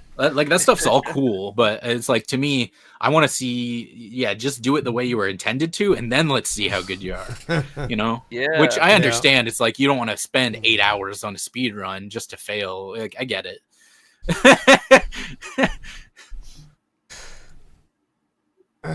So Tetris, Tempest. Now, I don't know if this is one console. Probably all the consoles combined would be my guess. But all time Tetris, according to IGN, and they're not the tell-all and all tell us of everything. So we don't know how accurate this is. Especially because it's saying that most of them are coming from mobile downloads, which I don't. Is 520 million Tetris downloads, according to the Tetris company. Yeah, but what do they need? 425 million of them paid mobile downloads as of 2014. That include Game Boy? No, that's just mobile. That's just mobile. Man. That doesn't even include hardware sales. I bet you could go back and look at if they have that data available. Would that be 1990s? Let me look that up. Notably, it helped launch the game, selling 35 million copies on Nintendo. Okay, it sold 35 million on Game Boy. Which still, for Game Boy, that's massive. A lot. I want to see what the top sales are for Game Boy games. I imagine Tetris has got to be somewhere. It's got to be Tetris is number one. It's got to be. Let's see here. No, it's number 2. Mario? No. So what they did is they combined Pokemon Red, Green, Blue, and Yellow between the Japanese and American markets because they're mostly the same game. They combined that all sales of that into one. Oh. And then Pokemon Gold, Silver, Crystal got number 3 behind Tetris. Why are those ones separated? Tetris and Pokemon, they're not separated. They're all together. The sales is in one because if you've ever played Pokemon, most of those games are the same. The only difference is like the legendary you can. Yeah. Or some of the bosses you fight might be different. But other than that, they're basically the same game. Yeah. And they still, between those top 3, like Mario doesn't even come in until number 4, which is Super Mario Land. Right. Interesting. Which, as a standalone game, it sold 18.14 million copies. Wait, how many? 18.14 million for Super Mario Land. Wow. On the original Game Boy. Yeah. Wow. But I mean, Mario sells. It sells. Mario always sells. Could you imagine? Everyone always brings this up, but could you imagine Mario on other consoles? Like, if it wasn't a console and it was just a game. If it was on, like, say, PlayStation, holy cow! Well, it was I'm weird telling enough you, Spencer, when man, Mario on PlayStation would sell like hotcakes. It was weird enough when Sonic went to other platforms. Yeah, well, when Sega got out of when hardware. Dreamcast died, Dreamcast was their last console, and then it died, Just reminded which me. is I want to see how. such a shame. What was it? Like as a Sonic kid, I could not envision a world where Mario and Sonic weren't only on Nintendo and Sega respectively. Yeah, I want to see sure. how the Sonic Adventure games did in sales after that, because Sonic Adventure started on Dreamcast, but it ended up going. Yeah, they Well, ported yeah, it it. went to ported it Xbox, later. right? It went GameCube. to Oh, GameCube and Xbox. GameCube and Xbox. Well, number And 2 might have been on Xbox. I don't that think two it was on went to. Xbox. Yeah, One I don't never think came it out went to until- PlayStation right away. I think Sonic Adventure 1 didn't come to Xbox until it became a digital download. Sonic. Well, they first started doing. They became like a third-party publisher for Nintendo almost, and then Yeah, almost. and then they now they do everything, right? But Sonic. And a lot of it's, yeah. Trying to think. Sonic Adventure 2, I feel like was a launch title with something. I know Sonic 1 was on the Dreamcast, like Sonic Adventure 1. Yeah, that's why I think Sonic Adventure 2 was the original Xbox launch title. There are no sales numbers for Sonic Adventure 2, really? Really? Not even like from like Sega. Go find Sega's annual report. The Sonic You're Adventure right. 2 came out on the BRB. Dreamcast first, and then Hold on, here it is. It's 2.2 million copies worldwide on Dreamcast and GameCube combined. Didn't come out for the Xbox at all. Sonic Adventure 2, it didn't come out until So they came out as digitals later, probably on the 360. yes, on the 360 and the PS3. That's the first Yeah, time makes it sense. Okay. was on PlayStation or Xbox. It was on PlayStation 3 and Xbox 360. So yeah, like I said, it was Dreamcast originally, then GameCube for the next gen, and then yeah, The GameCube copies are expensive now. Have you seen those? I have them. I have Sonic Adventure DX and Adventure 2 Battle and Sonic Heroes and. I hope you bought them at launch and not like on the No. aftermarket here. Oh yeah, they're all recently, 'cause original. They're expensive now. There's no way I would buy them now. I only own them because I had them then. I just want to look on eBay and see how much Adventure 2 is going for right now, because that's the more popular one. And it's Sonic Mega Collection. 2 Battle. Oh, that's not that bad. It's actually come down in price. Adventure 2 Battle is only sitting around $35, $40 now. Well, the 'Cause I know market has During kind of COVID, it was bit. like $70. Yeah, the market has kind of crashed a bit on the retro games. We Except might see Rare it. GameCube. Rare GameCube and Saturn stuff is still pretty high. Well, it's all going to be relatively expensive, right? But I Yeah. think it's come down a lot. But we might. Who knows if it'll shoot back up? But you know, after Let's see the Wind whole, Waker's going for now? I think the grading scam definitely Wow, it did drove go down. prices up for a while. It did, and I was stupid and bought in during that whole COVID era. I spent so much dumb money on stuff I probably shouldn't have at that price. I should have just waited it out.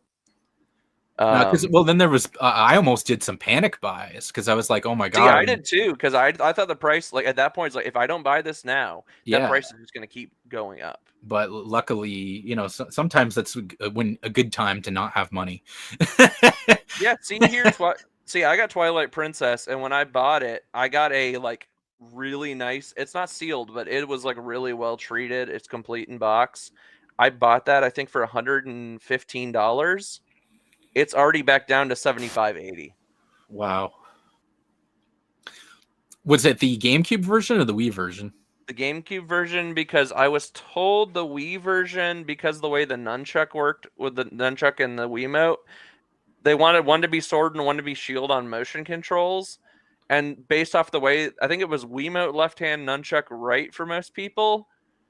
It's just, they flipped the entire They had game, to flip it because the way Link holds his sword and shield. Yeah, because the reason why is because most people are right-handed, and Link, if you don't notice, is left-handed. So they were so like they flipped the map. Yeah, they flipped the entire game, and so that so when they released Link it, would be right-handed on that version.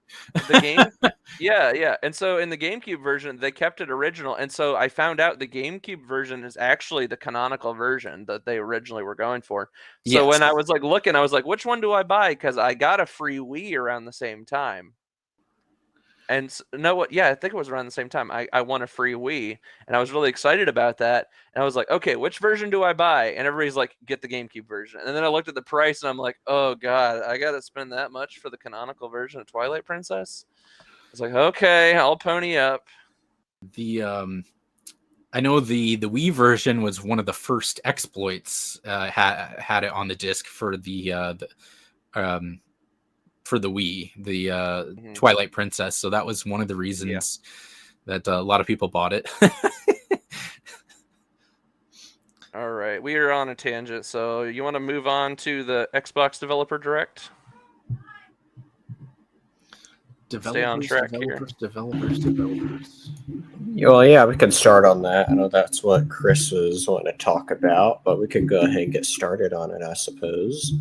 Xbox Developer Direct, for anybody that doesn't know what it is, they did one last year that showcased 4 games and then had a shadow drop, and so they're bringing it back this year. And the 4 games are that they're showcasing. They're showcasing Aura, History Untold, Senua's Saga Hellblade 2, Avowed, and personally for me, the one I'm most excited for. Machine Games. Indiana Jones from Machine Games. So close on the game titles for some of them. Senua's Sacrifice, Hellblade 2. Senua's Saga was the first one. But yes, you're correct. The Indiana Jones game, definitely the top one that we are all looking forward to. Let's save that for last. Eh? I agree, though. I agree. Yeah. All right. Let's get this one out of the way. Aura History Untold. Does anybody here care about it? It's like Civilization 6, I believe. Let's see here. Yeah, it's like Civilization. Well, they're from the people that made Civilization. Civ 5. Yeah, that's what it says. So I'm not gonna lie. I played a lot of Civilization 6 and a lot of the older ones as well. So I'll probably, because it's gonna be on Game Pass, probably check it out. Okay. Because I remember playing the first Civilization back in the day. Yeah. But at the same time, why oversaturation of this kind of game right now, for sure.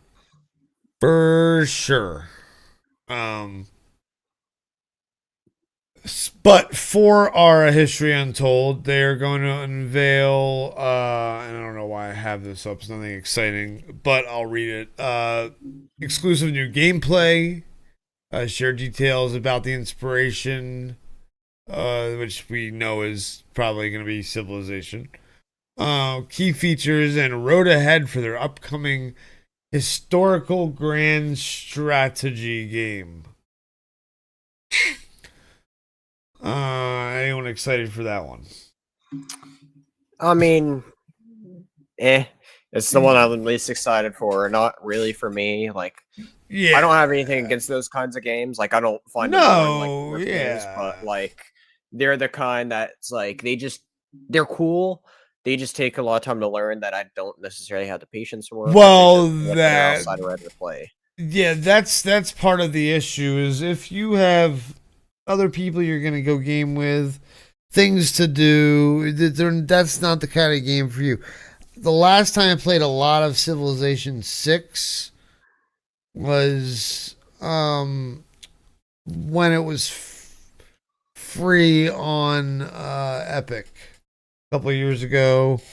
I picked it up and I forget why. I played a lot of it. I think we were still Planet of the Nerds. It was that long ago. Okay. Anyone else care about Aura History Untold? Anybody? I don't really play strategy games, so that's a pass for me. Well, we already knew that because all he plays Flight Sim. But, True. I don't even know why. And Battlefield and Arma. And you guys can watch me play Flight Sim right here on Red Shirts Remastered. Do it.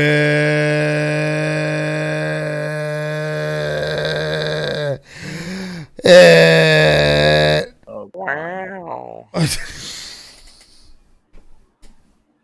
Alright, It guys, looks I'm it at- looks it looks a lot like Civilization, and it looks good. Yeah. But It's a Sea of Clone. I like the grand strategy games, but Sure. I find it like the Civilization model was never really my favorite of them. So I don't know. I don't know if I'll check it out, but I can't deny it looks good. That's for Sure. It definitely looks pretty, and I'm sure it's gonna be very feature rich and yada yada yada yada yada. But again, this unless it's gonna give me something fantastical and new and unique and something that I haven't seen before, then meh. You know, and that's the problem with games like this these days is no one's really showing me anything super new. Unless it's just I'm like how many wrong and it's different- gonna be something fantastical and new. It does look like it goes into the future more than maybe than I've seen in some of the other games. But yeah, I see what you're saying. Where it's like we've done how many times can you do the same style of game? Exactly.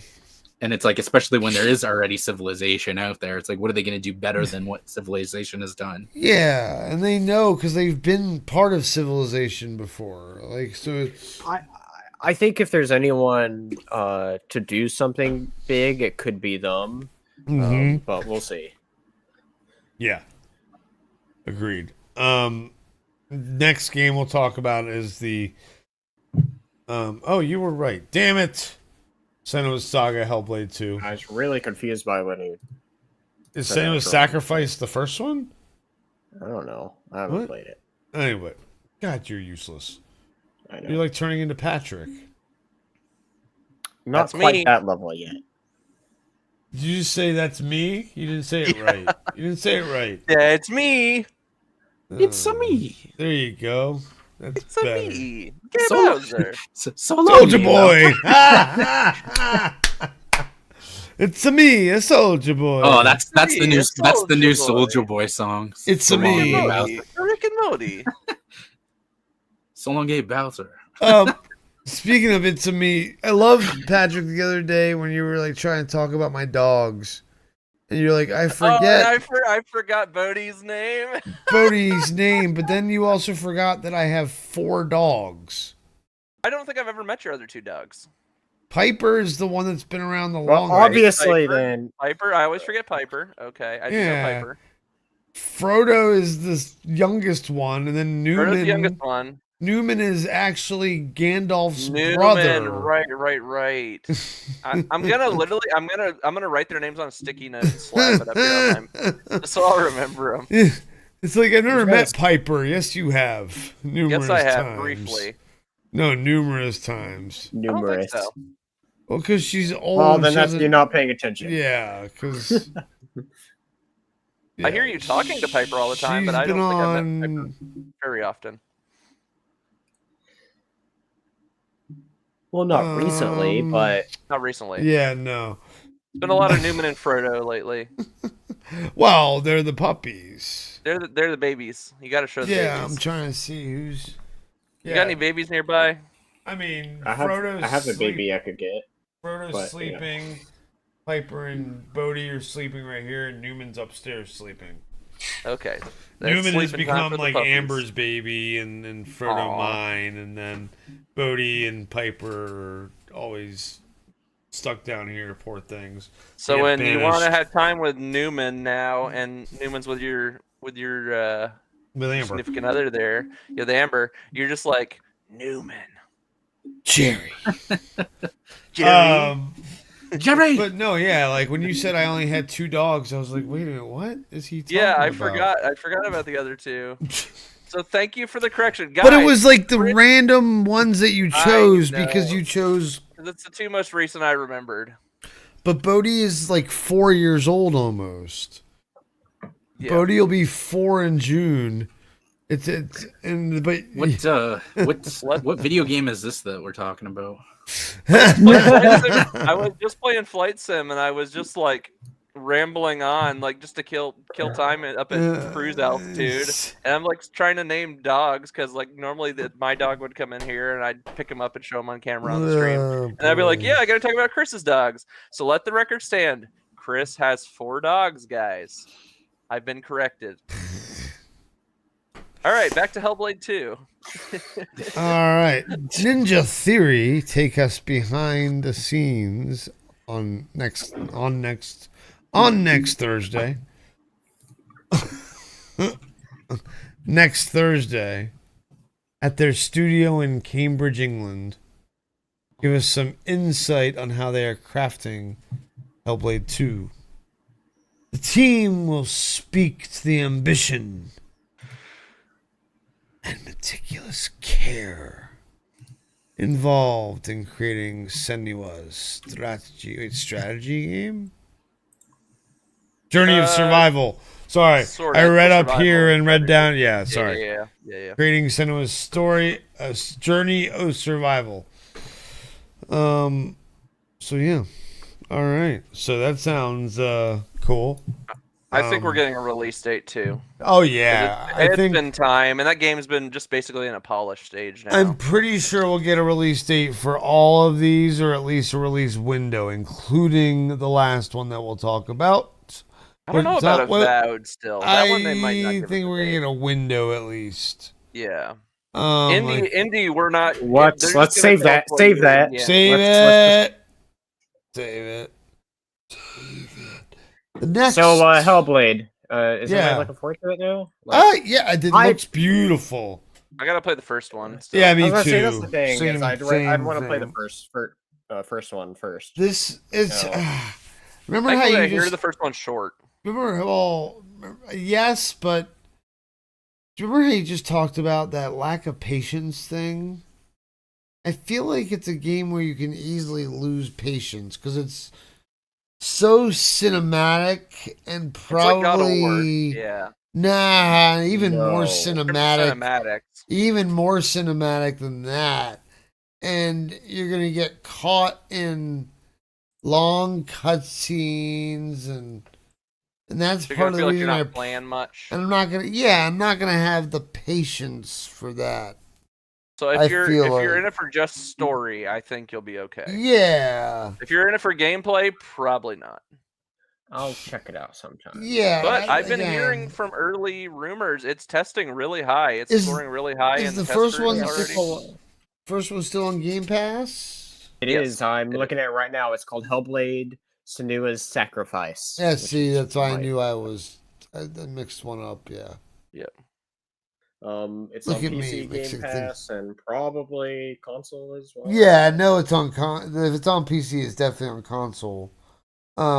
It's yeah. just funny because it says playable on and only shows PC here, but I'm sure it's on Xbox as well. It's on console, yeah.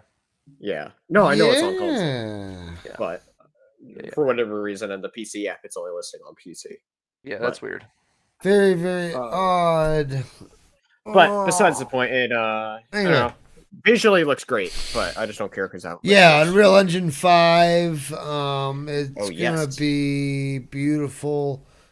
A reason to play it is the first one, at least, is because of Game Pass. But I wonder, are the stories connected? I mean, the main character looks to be the same. Well, so it's the I think- same. Well, I know that. Thanks. The Well, obviously, yes, it's gonna be a we continuation. know we so- know the main character is the same, but one's the sacrifice and one's the saga. So like, I'm just confused a little bit by is it I don't know. I think you're looking too much into a I story think you so don't know too. about, so. Yeah, I probably am. Anyway, next. Avowed. These are the two that I'm really excited for. Both of these I'm really excited for. Avowed. We saw a little bit of gameplay last year. Yeah, it takes place in the world of what the hell's it called? Pillars of Eternity. Thank you. right? Yes, which is also an Obsidian game, which is like a Baldur's Gate 3 style game. This way, all the air, I guess, is taken out of the room when we see this, because everyone knows what's coming afterwards. Because unless they're not doing, I wonder, are they going to do it in that order? Because usually, you start with, unless they're going to start with Avowed and then do the smaller ones in the middle. And then that way the third one doesn't necessarily get all the air sucked out of the room because everyone knows what's coming next. Or if it does, it doesn't matter as much. Because, sure, we can talk about Avowed. We'll call it Skyrim Light, whatever. It's going to. I don't know if it's going to be as good as Skyrim, but I think it could be like the next. Yeah. I think it has the potential to be the best fantasy game since Skyrim, though. I agree. And if it can live up to that, I think that's a massive accomplishment, because Skyrim is just one of those huge games to where it's going to be. I never say never, but it's going to be very hard for anything to ever surpass Skyrim, because it's just one of those huge games. And so. Yeah. Patrick's internet just died, folks. Hopefully he'll be back sooner than later to help us wrap up. But yeah, no, I'm really excited for Avowed, though, because I'm gonna check out Pillars of Eternity. I have it installed. If you all want me to record a little bit, okay. Because you get Game Pass, right? Yeah, duh. Yeah, it's on Game Pass, and they have all the expansions. I was just looking at how big the expansions are, but it's like the licensing things to install for it. So it's all there in the game. Interesting. But yeah, I'm very excited for Avowed. I love me a good fantasy game. Skyrim is one of my favorite ever games. Easily top 10, if not top 5. I absolutely love that game so much. And the game, can't wait to get into Avowed. The game takes place in the world of Pillars of Eternity. Check out. It's gonna make me check it out. Yeah, it's like so. It reminds me, when Fallout 1 and 2 and Tactics were that world, and then all of a sudden you had Bethesda turn it into a first-person game, like they're doing right now with Obsidian and Avowed. So that's really cool. Because I've dabbled, like the tutorial. You dabble-labbled? Dibble-labble ding dong. Into the tutorial. Hey-yo. Wah, wah, wah. Anyway, moving along. The tutorial, I believe I may have done in that. In Pillars of Eternity, so maybe I know it a little bit, the world of Pillars of Eternity. Probably not. But anybody, Gio, you played Pillars of Eternity at all? I have not. I've wanted to, but I just never. I'm. Well, is Pillars? Is it a isometric, like Baldur's Gate 3 style? Yeah, it's actually a game like that, right? Okay. Yes. Yeah. So it's been on my list, but I never had a chance to try it out. But I'm a fan of those isometric RPGs. It's on Game Pass. Nice. So when you renew that, you'll be able to do that. But the next. Like I said, the game that's going to suck the room out of everything, air out of everything. I can't even speak right because I'm so excited for this game. It's the Indiana Jones game, folks. From Machine Games, which is subsidiary of Bethesda, so it's going to be an Xbox exclusive, as well as on Game Pass, which means we won't need to pay for it. But if there's some sort of deluxe edition, there's a chance some of us may pay for it. Chance. Now, the award-winning studio behind the recent Wolfenstein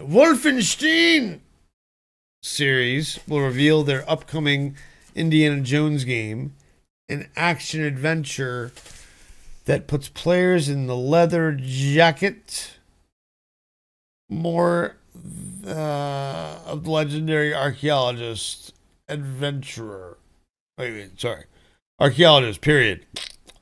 Developer Direct will showcase more than 10 minutes of game and developer insights, including details about the game's setting and story. You're going to kill Nazis. How fans will actually play as Indy, additional details from his globe-trotting adventure, and the premiere of the first gameplay trailer. So, Woo! let's discuss. So, oh my gosh. We I got need to so much know. to discuss, don't you, If we're- Spencer? We're Of fighting course. Nazis. Do we get to a level where we fight Mecha Hitler? Mecha Hitler. What is this, Wolfenstein? With a whip. Close enough. It's Wolfenstein Yeah, with with a the whip. whip. I want to kill Mecha Hitler with the Indie whip. Just Oh boy. Well, I'm gonna not shut up, so I'm gonna let other people go first. Yeah, other people go first. I've already gone two a lot, so you two I below just me. have to give us a good villain. We need a good villain for this game because every Indiana Jones story has a good villain character, and then generally some sort of femme fatale at some point in there as well. Or That's typical of most femnazi. Indiana Jones stories. Or femnazi. Yeah. Hey, that's something they don't generally do very much. They did in In Crystal Skull. no Last Crusade, man. She was a Nazi. She ended up being a Nazi. I'll have to go back and see that. I'm trying to remember. Oh my What? God. No, I haven't. Did you just? No, I haven't seen Last Crusade in a hot minute. Oh my god, it's the best It's one. literally one of the biggest I- characters in that movie. Oh I my literally God. like. Anyway, Let me look her oh, up. If I see her, I'll oh, remember woe her. is me. Oh, I'll look her up Alright. here. Hold on. Anyway, thoughts on this game though, Patrick? Not. I think it's promising. I think it is a definite 2025 release or 2026 release even. This thing is still really far off. It's gonna say early gameplay or in-engine footage. You're not getting the official game because this is the first time they're actually revealing anything about the game. It's the first gameplay trailer. They're calling it gameplay though, so maybe, but they've said that in the past with games where they say gameplay trailer, and then it just I don't- still I don't- it says I don't know how in-game much engine. Xbox specifically does that. The biggest case that I can think of, well, It's generally well, PC games more than anything. I know the biggest instance where people got pissed off over there said that we were told we were going to get a gameplay trailer, but as a cinematic trailer was for Yeah. Assassin's Creed Valhalla because they made a whole trailer event out of it, and then it was just one big cinematic, and the Ubisoft room was straight out lied about that. But I'll get into why in a moment. Why I think we will actually. Gio, what do you think? In terms of the Indiana Jones game, yeah. I don't really have any thoughts on it really. Like to me, as long as I think it's one of those situations where if they do a good enough job developing the game, it could bring a lot of interest from people who might not really care about Indiana Jones. But I'd have to see that in the gameplay footage to see I'm not a big enough Indiana Jones fan to just straight up buy it based on the strength of, just it is what it is, right? Like it would have to show me that it's like a trying to think of an example, like a Spider-Man type of game where it like really brings that character to a game environment in a way that is fun and engaging. So yeah, I guess I'll keep an eye on how the gameplay looks and then go from there. But I'm not super hyped for it.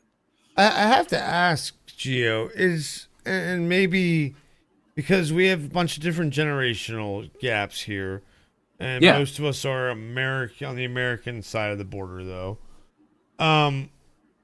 Is Indiana Jones more of like an American staple? I don't know. Because you say oh, you're not that excited, but here in the United States, we've been waiting for a good Indiana Jones game for Forever. like since the 90s. Like there have Yeah. been some weird. Well, there was random like ones. what was Fate of Atlantis? Wasn't that one? That's was, my favorite. One of my favorite games of all Infernal time. Machine. Yeah, but actual like good that. example That's of a again a game. point and click. But we've been waiting. There was original Xbox was supposed to have this amazing Indiana Jones game that was supposed to be on it. And then it it got never canceled. got canned.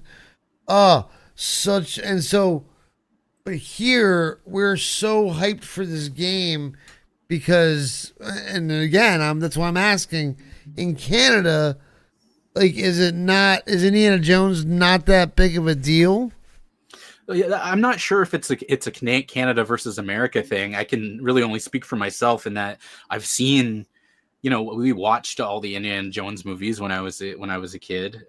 So I saw them all. Sure. But they were never as big to me or anyone that I knew as like a Star Well, Wars that's what I mean. or So something like in that. Canada, So I don't know. I just don't know if it's a cultural thing though, if it's just the people I've been around. Right. Maybe there's a lot of other people here that are just as hyped.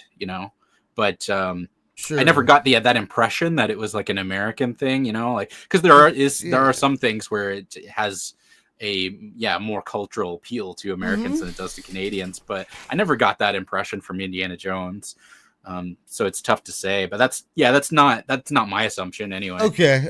I was just wondering because here For sure. I know the three of us are super hyped for this game. I know. Yeah, and I've only played like one indie game ever, and I'm even excited for this one. Fate of Atlantis. I own a bunch of indie Fate of Atlantis is one of my favorite point and click games ever. Then there's the Infernal Machine.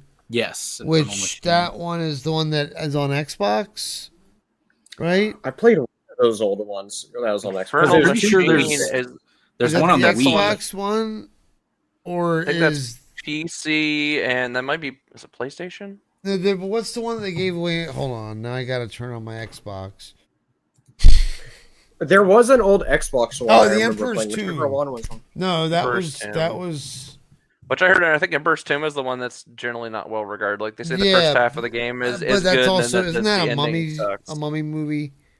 The Mummy, the Emperor's Tomb, Emperor's New Groove. the Dragon Emperor's Tomb. The last one with Brendan Fraser, where they replaced Rachel Weisz with Maria Bello. Something. No, you guys suck. So you had Infernal Machine in '99. Yep. Emperor's Tomb was next. Okay, in so it is 2003. Emperor's Tomb. So Emperor's Tomb I have on Xbox because they gave it away free for games with gold when that was still a thing. Just recently, actually, a year ago or 2 years ago. You must have missed that one.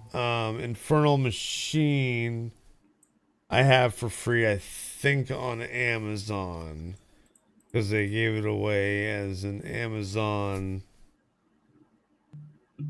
thing 1 month, more recently than not, I believe. So, so that's where you get those games.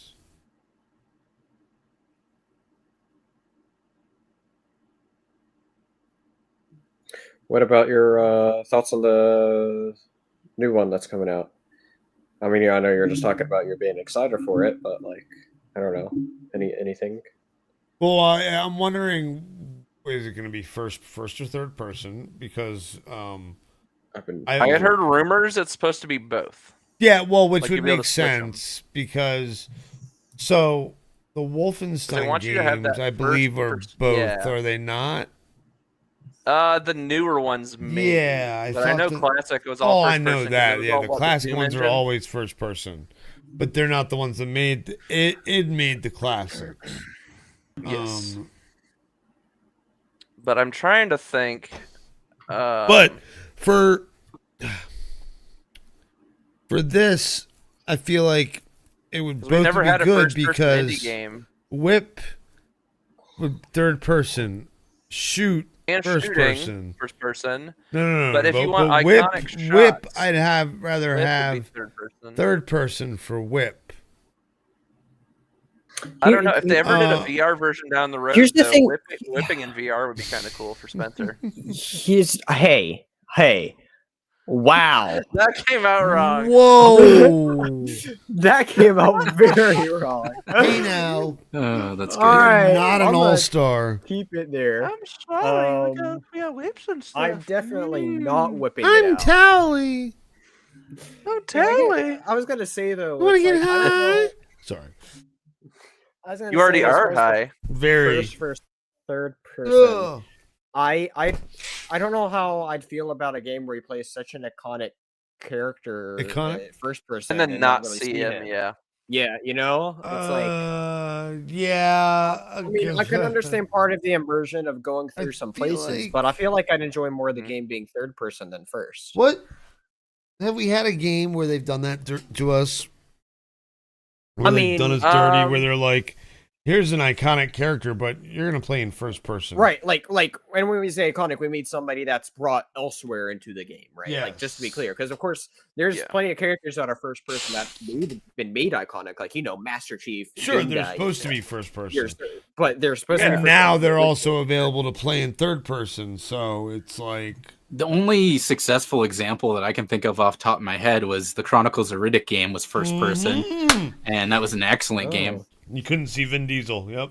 No, I mean Well, nobody maybe wants in to like see the Vin Diesel, though. reflections or the Nobody cutscenes, right? wants to see. Let's I be will say honest. Yeah. That was young Vin Diesel, though. I mean, everyone wants to see young Vin I mean, Diesel. still. Yeah, we don't I want to mean, see I Am those- Groot Vin Diesel. I think they're making another one of those too. Still, Riddick movies are making another one. Oh. I've heard rumors about they might be Yeah. in production. Hopefully for they one, make yeah. it good this time. What was the latest one? Oh yeah, the Gold People, right? Where he was in the build. I remember. Yeah. I don't even remember. The last one I saw was like a remake of the first one, Pitch Black, and it was like Was it a remake? I don't.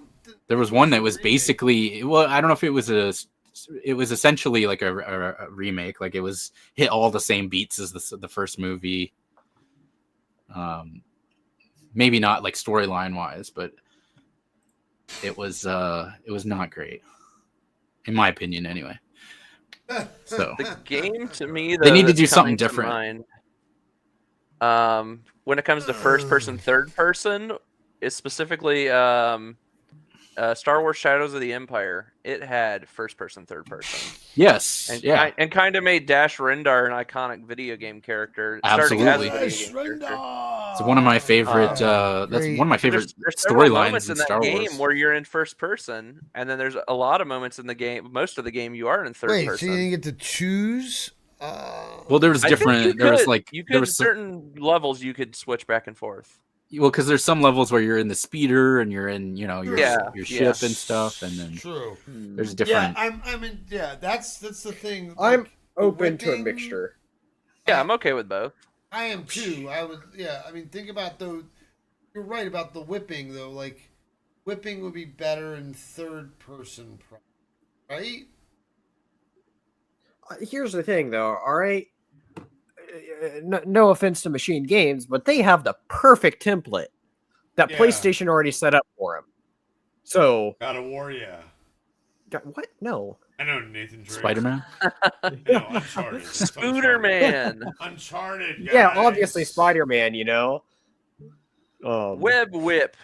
But I think there's such a great thing there, system there that they could try to copy it. Well, not copy it, but take a lot from it. And people have been really wanting Naughty Dog to do another Uncharted, but you know what? They're just making Last of Us and Last of Us. Well, I think their new thing is a new IP, but then it'll be Last of Us 3. But point is, people are really wanting to do Uncharted. We ain't getting that anytime soon from Naughty Dog, at least, if ever anytime soon. And so, I think this game could really fill that void as well. That sort of void of Tomb Raider, Uncharted like games that people have been really clamoring for, mainly the Uncharted part. And plus, you really have, and plus you have such an iconic. It's Indiana Jones, and so we'll see. Well, it's what going to be an comes from that. exclusive. Yeah. And it's going to be exclusive. That's the other thing too. That's Is the like big thing is Xbox the could exclusivity. capitalize it. Absolutely. You know what? I'll go ahead and bring it up now. I think this is going to be Xbox's biggest game of this year. Oh. I think it's this year. You want to know why I say that? Yeah. Machine Games. You want to know what the last game they came out with? Does anybody know their last game they came out with? 2017 Wolfenstein, the Young Bloods. Wolfenstein Young, whatever it's called. Wolfenstein is 2017. Yes, I've already looked into this. 2017 Wolfenstein Young, whatever the. So they really specialize in making killing Nazi games. Yes, right. That's what I'm saying. And it's Indiana That's Jones. why they hired them. This is Want actually you to kind of go a trick find question because they Mecha released it Hitler at the and same whip time. him. Actually, their last two games released on the same exact date is what In I'm saying here. 2017. Wow. 2019. What? 2017 was New Colossus. 2 that's years right. later, you got Youngblood, Youngblood, that's which right. is a very experimental game. Yes. Which did not turn out well. I've No. heard. It was okay, but but not great. Yeah. But the even more experimental Yeah, game that Puppy also Awake, got so if you know. very okay reviews was Cyberpilot, the VR game. That's they why I also didn't know did. what the other one was. So, this is telling me that they released on the same date, which is very interesting.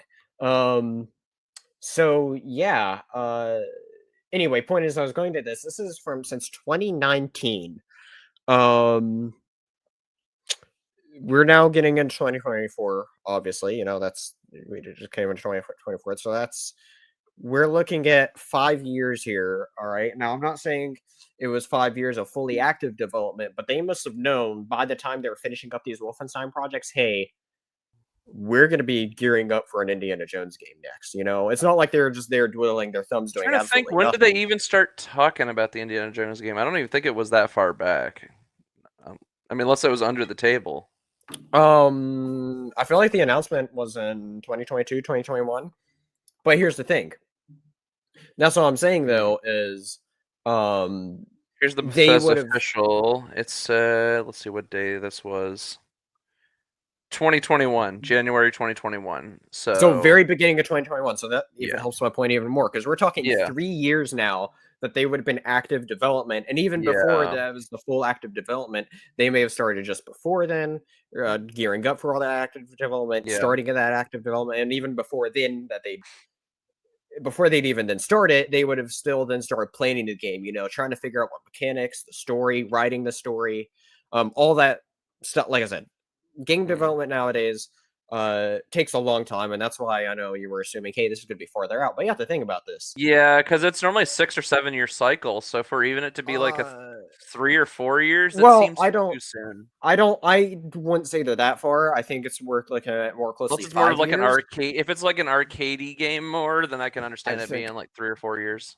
Well, we're looking at 5 years here, and that's what the general sort of thing is when you look at it. That's if it started back then. That's the big if. We don't know. Well, sure, but I mean, I don't think they would have just been there twiddling their thumbs and doing nothing, right? It's not like employees were laid off or anything. They were all employed. I just find it odd how you wouldn't announce something in that 2 year gap. You think they were really because it's very for early 2 years? on. That's the thing. There's all this pre-production, early bits of saying like, demos, being like, well, can this work before they do it? Because you have to consider too, there's a lot of pitching to the game, being able to build up different demos, being like, hey, is this something that I could do?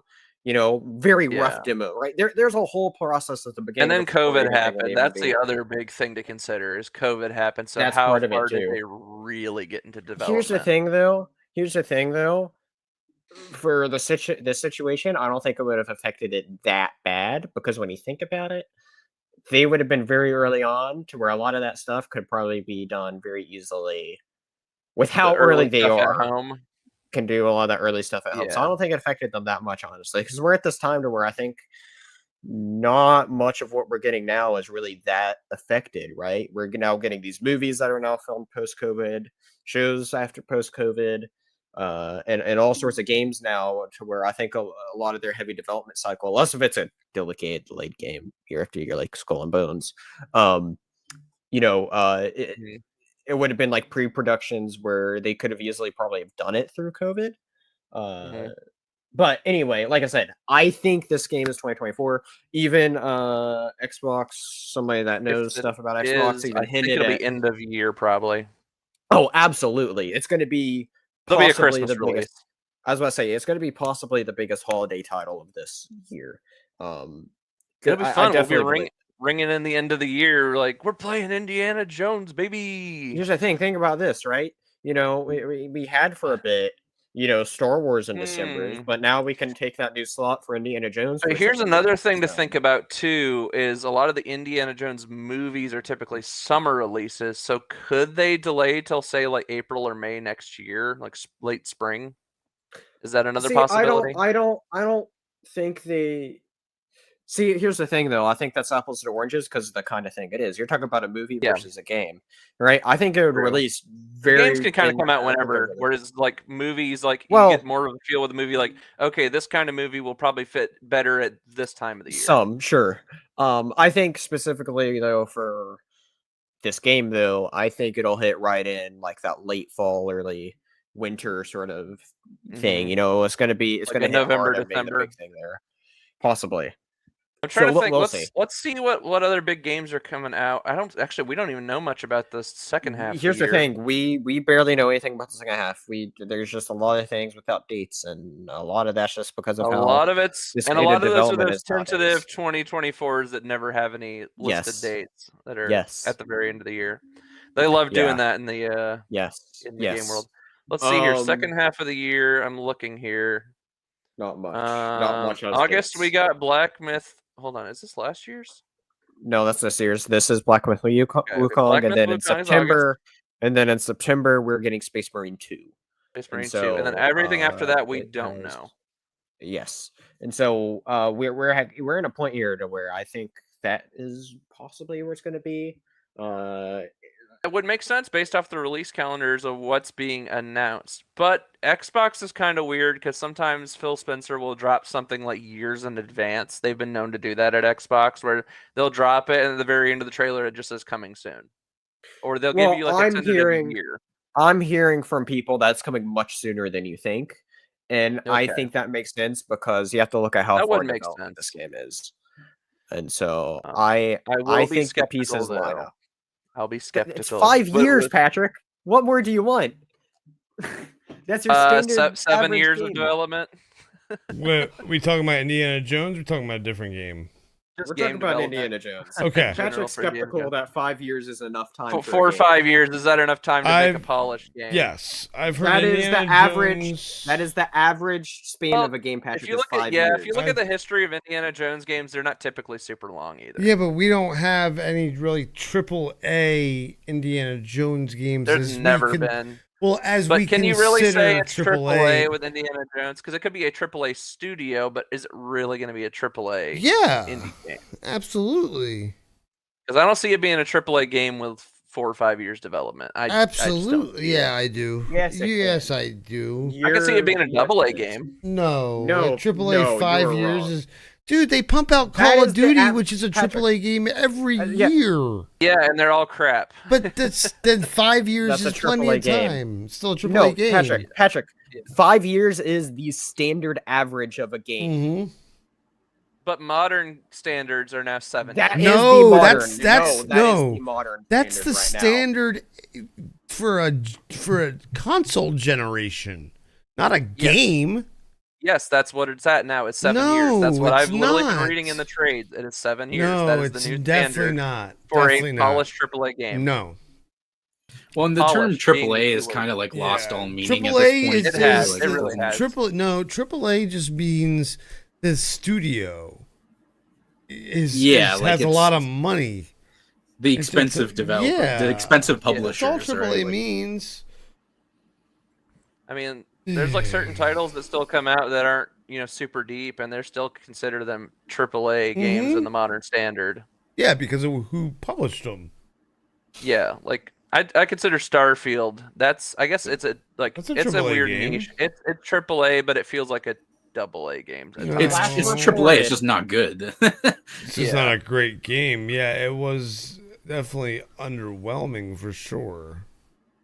So I still gotta play some more of that. Yeah, me too. The average development for a game is 3 to 5 years. Plus, Okay, but what was that standard based off? When was that report out? probably recent. Yeah, Patrick. But you're- what's the relevance of the time frame of the development? Like what 'Cause relevance does that have in the discussion? Indiana Jones? He thinks it's Well, too soon for it to be released. It's not. It's based off of how game studios have been producing things. I think No, their give I us think, no, like games you guys that are ha- saying. I think the benchmark Patrick, is 5. No, but because yeah, of 3 to delays- 5. Give us any delays other last year, game it's that's 6 to longer 7. than 5 years on development. Besides, don't give me Zelda. Trying Don't to give me think. No, freaking. Zeldas aren't even in development Elder for that long, Scrolls. generally, because they're on an earlier engine. On It, Switch, it so that's depends easier on to so many develop. factors There's nothing though to do too. with it. Like It really does. it depends on a lot of things. If they Yeah. want to Let get me the game look out up recent quicker, AAA games. Yeah, They they're can- not See going to here be how 5 many- years in development. I guarantee you that. well, they could Modern. they can they can use an existing engine. They can reuse existing assets. Yeah, like So a it lot of depends of it's on that. A how lot of fast it's they want getting- it out. Yeah. And then AI now stepping in, that's going to help speed things up too. Yeah, it's definitely. I don't Um, know if I quite agree with that, but- Cyberpunk Even might have been, some of the Cyberpunk's a bad example. That was in development for freaking ever. That's One thing- That's one game. That's a bad. Yeah, that's a bad. I'm example. going through the list here. I was going to say, you have to think about Cyberpunk GTA, is a very special GTA engine. 6. GTA 6 definitely is higher up there as well. But that's the thing, too, is you're talking about a game on a much bigger scale. You're looking. That's what I'm trying to say. I'm trying to I think told more you, modern. don't include where we those- have But modern. Indiana Jones isn't going to be a massive open world game. It's going to be something more like No, it's Uncharted. going to be very linear. It's gonna be Grand Theft linear. Jones. But here, yeah. I mean, he does like steal a lot of vehicles and horses and trains. I mean, Just But set them yeah, in. that shipping doesn't- rides. That could have. Grand Theft Jones. Just I could Could they need have that. Could they have areas that are more open? Absolutely, but I think it's going to be a. Yeah. It's pretty it's- linear. Yeah, it's You going have to to be a look at- level-based game. You're going to get dropped into Yeah. a specific So- area, and then you're going to have to do that heist there or Yes. whatever, right? I'm definitely with that's you. what- The smaller games, the more linear games, definitely 4 or 5 years for sure. So this would fit that for sure. I think you're right on the money there. 4 or 5 years for a linear game like this. More open world games and a lot of stuff you're seeing that's more modern. That's the more 6, 7. So I guess we're both right in a way. It just depends on what sort of game you're looking at. Because I'm definitely seeing where you're coming from. A majority of games definitely closer to that 5-year threshold. Because So most you have games to are look at typically linear, standard. typically, or smaller Like I said. standards. Like I said standard, not Okay. other things. Anyway, point is though, I am very excited for this game though, because if they can, if Machine Games can pull off a great something Uncharted like with Indiana Jones, I think it'd be amazing. And if they do a great job with it, I mean, it could very well end up being a game of the year, or a personal game of the year, I should say. Yeah, it could be. Just because I love Indiana Jones, and if they do a good job with it, I'd freaking love it. If or if they could do something similar, like, no, obviously I'm not saying the same kind of game, but if Machine Games can do what whoever made Fallen Order to like recent Star Wars stuff, make it a good single player, give us a good single Respawn. player Indiana Jones. Thank you. And so yeah, I can't wait for it. I hope it's great. And I find it interesting here too. They're focusing on that's going to be a bigger than normal thing, because it says it will showcase more than 10 minutes of game and developer insights. So we're gonna get a good chunk of it. We're getting a deep dive. We're getting 10 minutes into this game, at least. And so that's super exciting. I can't wait for this. Like I said, I love me some indie. Love Dial of Destiny, so I can't wait to see indie on the back in games. Still need to watch that. It's on Yep. Disney Plus now. It's on my backlog of movies to watch. So, I'm picturing the gameplay, and I haven't even played the game that I'm picturing at the similar gameplay. I don't even know how to picture it, But honestly. Spencer, tell me if you could picture this because you have played this game. Is Okay. the Avatar game? No, Okay. flat out no. Okay. Yeah, I'm telling you Avatar. no on that too. Avatar is more survivally, huntery. They focus very much on So like more you like use a gun, Far you Cry should Primal use a- is what Avatar is like. yeah, like that, or like what, or even kind of like Far Cry 3 a little bit, like back Okay. when Yeah. it was Yep. not about hey take Just over shoot a people. whole Yep. like I said, think more like that. Avatar is fantastic though. Possible upcoming pick of the week. But anyway, yeah, no, I can't wait for Yeah. Indiana Jones. I Anyway. do have something else to bring up on Indiana Jones. I was gonna save. I don't know if anybody's heard about this. Nope. However, it looks like the official title for the game may have officially been found. Oh, leaked. Because on. Lucasfilm. Hold on. We're gonna go. Hold on, brace. solo. Chris needs to brace. We're gonna go solo Spencer. No one Being our else. resident Hold indie on. player. No one else but us will hear us. Like Spencer will be able to hear us, but the viewers So won't. Well, actually, I can make it so that. Wait, hold on. I gotta fix Okay. this. I all can right. make Well, it so that they do.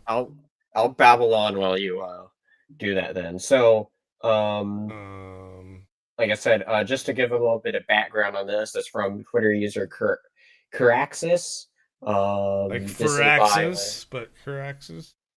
I guess. So supposedly There you Lucasfilm go.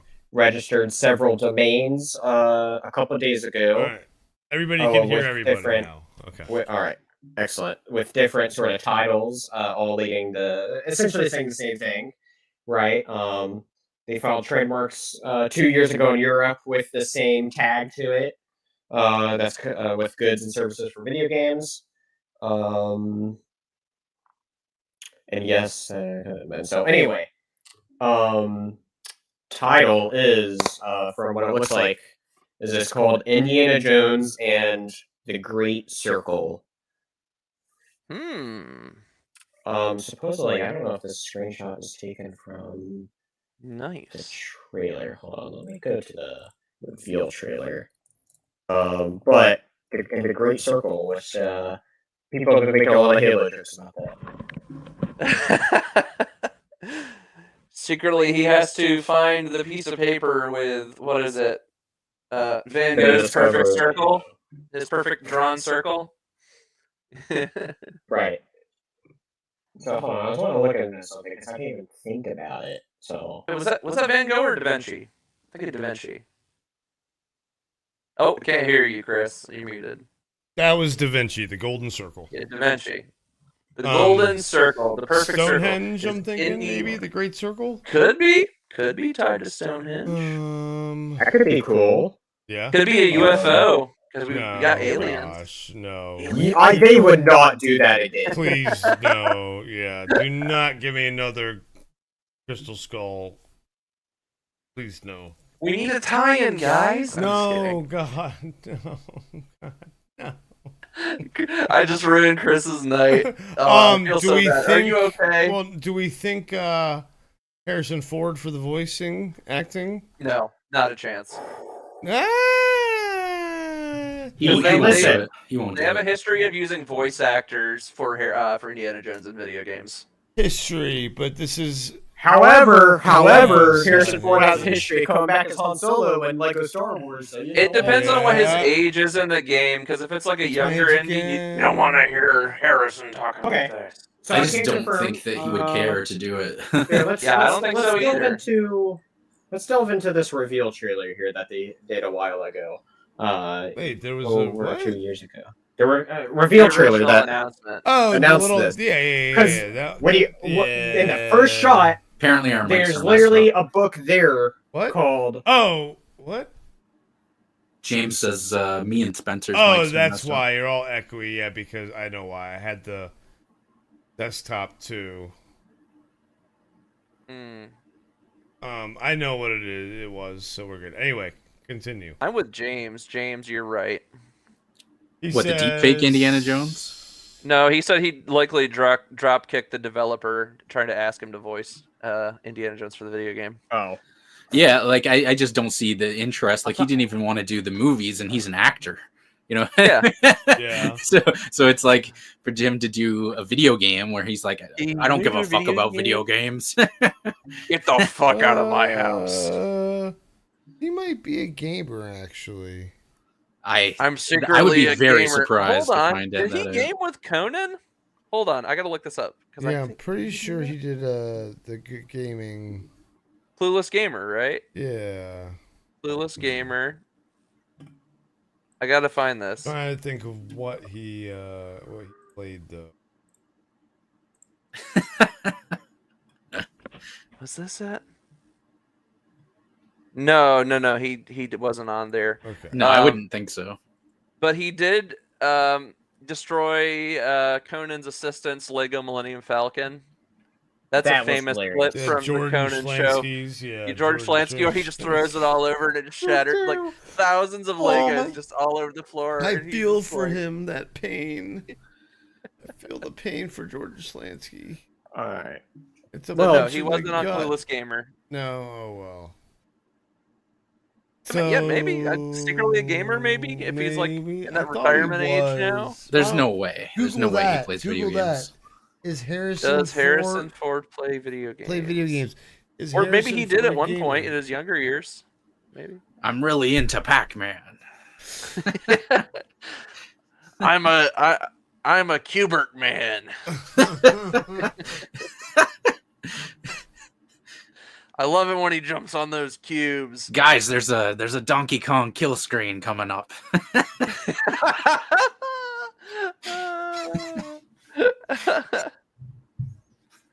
Let's see here. Hold on. So when they did Ender's Game, the movie, he talked video games in an interview. Apparently, I found a video of. He I seen played a video- Uncharted 3. I was literally just about to say that. There's a 6-minute video of him playing Uncharted 3. But did they just hand him a controller and let him play, or was it like I I wanna play mean, this? there, Well, yeah, And that's- he you can see him- enthusiastically plays it. So But there's a. Hold on, let me look. That'd be interesting to get his thoughts on that. I because love of, his quote. I love his quote. So there's a bunch of press people around while he was playing Uncharted 3, and he says, "It's very easy to get into, but if there weren't a bunch of people around, it'd be even more exciting." So Yeah, it's hard to maybe get he just, immersed like, in a game like that. Yeah, maybe he like all the press are trying to take pictures of him. He's just like, "Fuck off! Let me play my game. Just go away. No, you did it wrong. Get off my game. Get off my game. Honestly, Unplug player 2." So yeah, maybe Matthew secretly Coburn. he's It's maybe me. he likes I'm solo an games at Indiana home. Mario. Maybe he plays games at home like by himself. Maybe he's into. Maybe he Yeah, I plays Dark thought he Souls. was a gamer. He plays. Secretly, This he's is a you know Dark what? Souls gamer, Gio. He does play video games. He plays them part time. Oh, Play him Jesus. part time when I'm not reading scripts and falling off catwalks with no handrails. Oh my gosh. Who's whenever I'm not crashing airplanes again. Indiana Jones playing video games. Wow, wow, wicka, So, wow, wow. If I had to throw money down on it, I would definitely throw money down in the category of not Harrison Ford voicing the character. I think it's more likely that he wouldn't, though, to be serious. And there's but- plenty of people out there that do really good Harrison impressions. So Well, I Are think there, there's a though? chance. Are there? I know I'm messing. there's I you'd know, be surprised how yes. many people can do Oh, Harrison I know voices because in Hollywood. I know because it's one of the people are gonna try and do Indiana Jones, you know, and that's what they do. It just depends on what age they're trying to play for too. For Indy, like where in the timeline it is. Well, that's the question. Yeah. Although does Indy's voice ever really change? Like, I guess if you look between the older indie movies versus younger indie movies, there's definitely more of a growl in his voice. When he Well, gets like the older. newest one for sure. Yeah. That's what a 'Cause lot there of was- people were Grumpy saying. old Is I like, think his Man. voice started to change in Crystal Skull a little bit. Oh Yeah, gosh, but you're gonna definitely in the use new that as a movie you hear it. reference, really? Yeah. it Doesn't mean we can't reference it for this. doesn't Particular exist. thing. It doesn't exist. I don't know what you're talking about. It's not that bad. Okay. Oh, what? The ending is awful. Yes, I would like to be Honestly- consumed by giant ants and honestly, swing it's on not vines with that bad. monkeys. Until the last couple I of think that's the minutes. most absurd. I think that's the most absurd moment of that movie. The very end. The ants and what Patrick Oh, the mentioned. ants? You know Yeah. what's absurd That's not is absurd. I can remember Shia LaBeouf swinging on vines with monkeys. You had an but I army can't- of ants chasing. But I can't remember the Yeah. Nazi girl from Yeah, Last you know they Crusade. were with the Pink Panther Brigade. Dead ant, dead ant, dead ant, dead ant, dead ant, dead ant, dead ant. no, I'm not gonna do And that. then we got what's her face? Who's the other Nazi chick from Crystal Skull? What's the actress's name? I'm trying to remember her name. I don't remember who was in Crystal Skull. Who was the woman in Crystal Skull? Come on, Matthew Coburn, you got this for us. Get off my Minecraft server, says. I'm playing Minecraft. Get off. Get off my. How do you tame a horse? What's a creeper? No, that's Kate Blanchett. Thank you. Go away, So I'm the- Yeah, I thought it was her, but I bored. didn't want to say it. Kate Blanchett. But she's been I know people She's have been trying- Galadriel. Yes. People have been trying to push her for Star Wars too. I She know could be the a Star Wars She's a fans, character. tall. People want fans- everyone for Star Wars. the Come fans really want her to be She's an older Bryce Satine. Dallas Howard. they want her to be Satine from Mandalore because she's got that facial features like Satine Well, from Clone Wars. on. Too and bad history. she dead. It ain't happening. She dead in the Satine show, but dead. doesn't mean you. But there's rumors there might be a future Kenobi down the road if they Her ever bring story's that done. back. He's dead. Flashback. We don't need Flashback. any And more now Nobody's Modern ever Star really Wars gone. is the flashback. end Yeah, is exactly. near. Nobody's really gone. We've gone. What really Yeah, depends. That was a good reference. That was a Harrison Ford reference. Good What? job, bud. He said nobody's ever. No, that was Luke. Sorry. That was Wow. It was a Star Wars reference. I know that. Luke. It was a Star Wars reference. Wow. What was it? He Wow. said Harrison Ford said in Rise. What did he That say? isn't how the Rise? Force works. No one remember. Yeah, that's not how. Yeah. The That's Force. not how What's the the Force Force? Oh, really? You're cold. I don't believe in the Force. I just do it for the paycheck. That's what he said in Rise of Exactly. Skywalker. It's Now essentially. leave me alone and let me go back to my Minecraft. I'm eating Creeper Crunch for breakfast. Creeper Crunch. Oh my gosh. Where's Steve? Do you guys want to play some Smash Bros? I main Steve. Final destination, no fox. No fucks given. Fuck around and find out, Kylo. Come eat my diamond sword, Peach. What? Damn. Yo. And that's why we said fuck around and find out. Yo. Oh shit, skeletons. Time to whip it out. I'm trying to think of Oh, another good one. well. That's, I mean, straightforward. I need that on a mean- t-shirt. I just need like that classic shot of Indy holding his whip up and just underneath it says whip it out. I'm sure that already exists. It has to. I'm sure someone's made that or at least a sticker or copy. Yeah, maybe like a silhouette version so they don't get copyright. Yeah. struck or whip it whatever. out. Whip it. Oh, whip.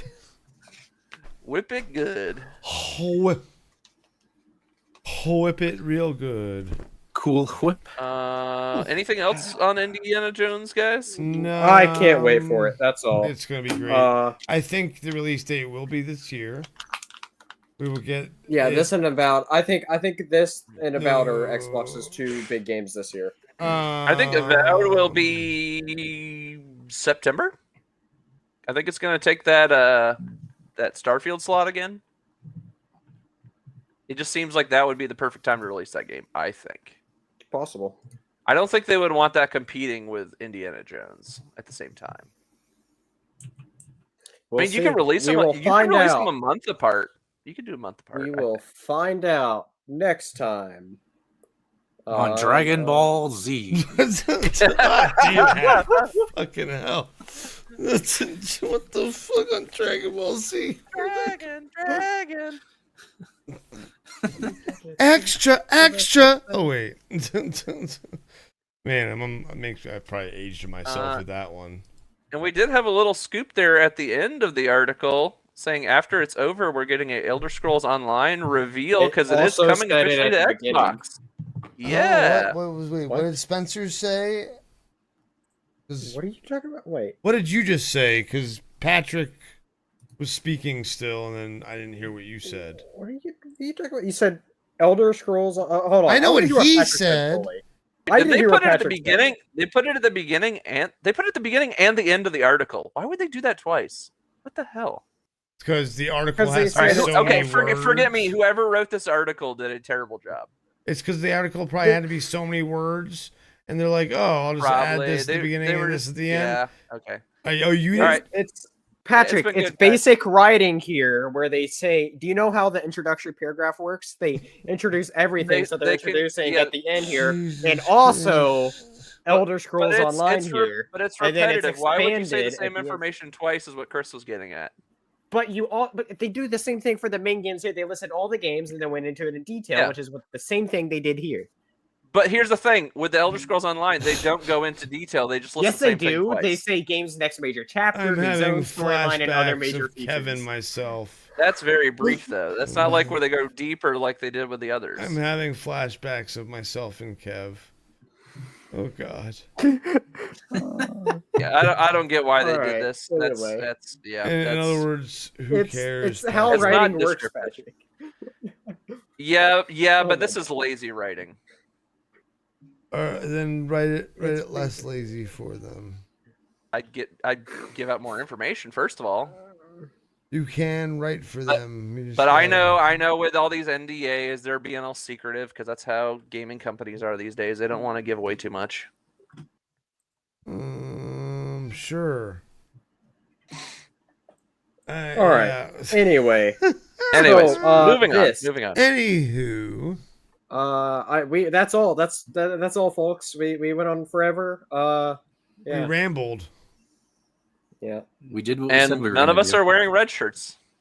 Somehow. I got red. What are you talking about? I got.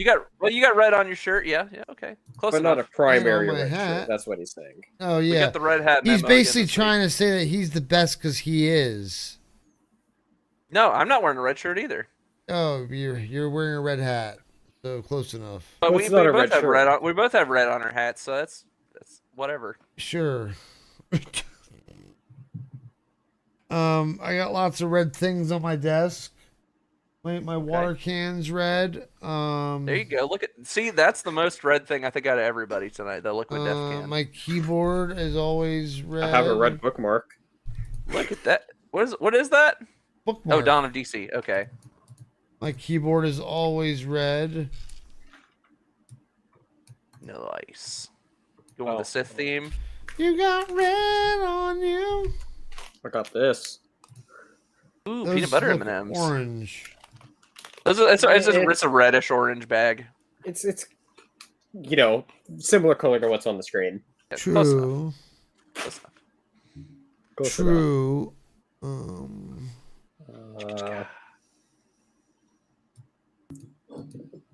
Red on the Coke I was drinking. That's now empty. Oh my All right. You see, this is how you know I've gone on too far. So I guess we can just wrap it up here, Anyway.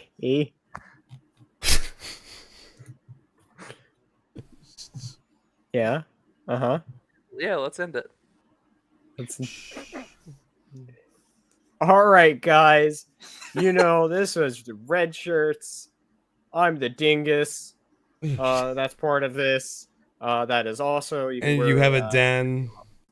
Yeah, I have a den somewhere. If you put them together, dingus den. That's where you can find it. Actually, trying to release videos weekly on YouTube, but there's also some other stuff I'll be doing as well. But you could go check out Dingus Den on YouTube. Go give me a follow on or Dingus Den a follow on Twix, as well as Instagrams and other platforms to come soon.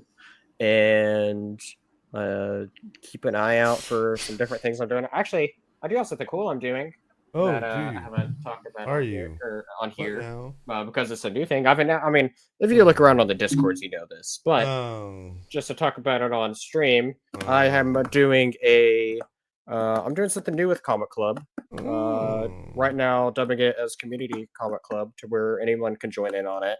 Going to be like the older ones that I've done. Where Chris was there, we all did our big discussions. Actually, Gio was in on one of them where we did Flashpoint, and so this time we're going to be talking about a Green Lantern story right here.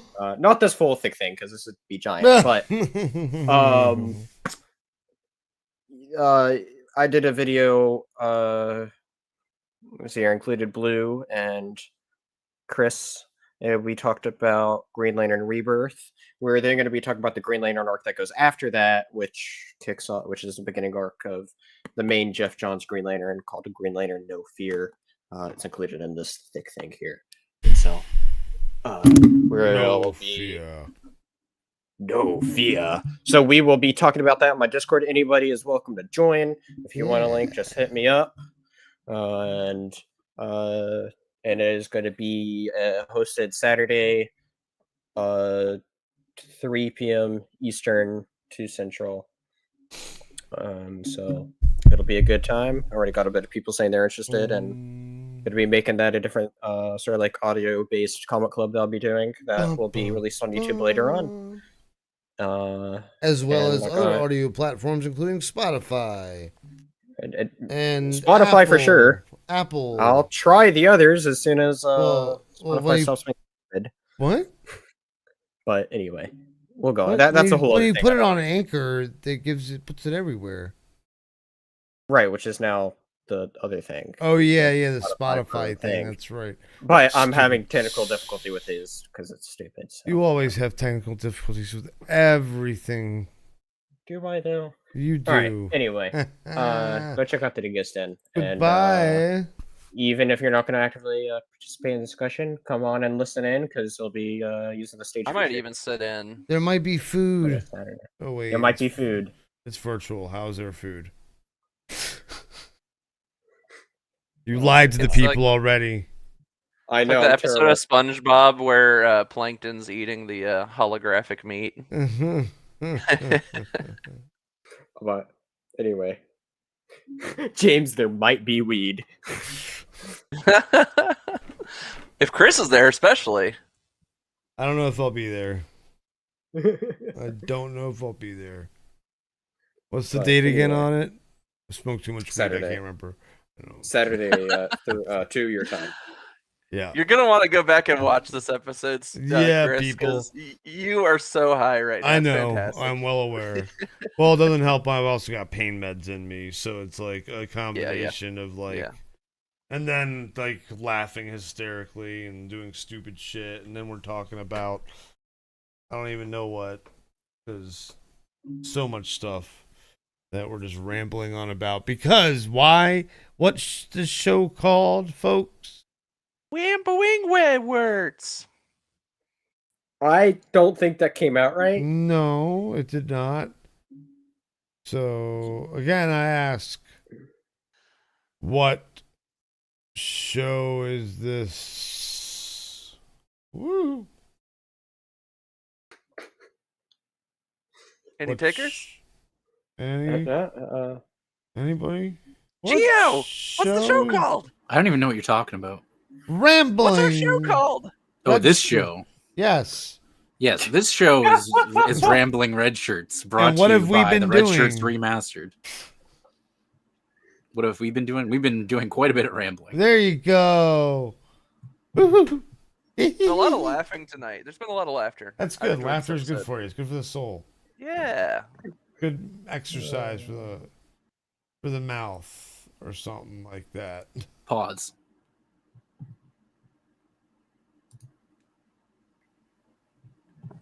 Rewind. He said pause, so I rewound. I need a drink. It's just the way it came out. You're like, rewind.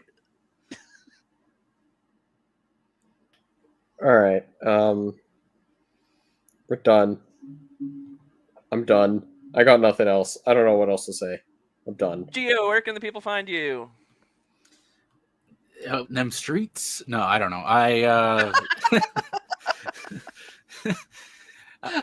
I'm not doing much lately, but you can find me on the Discord.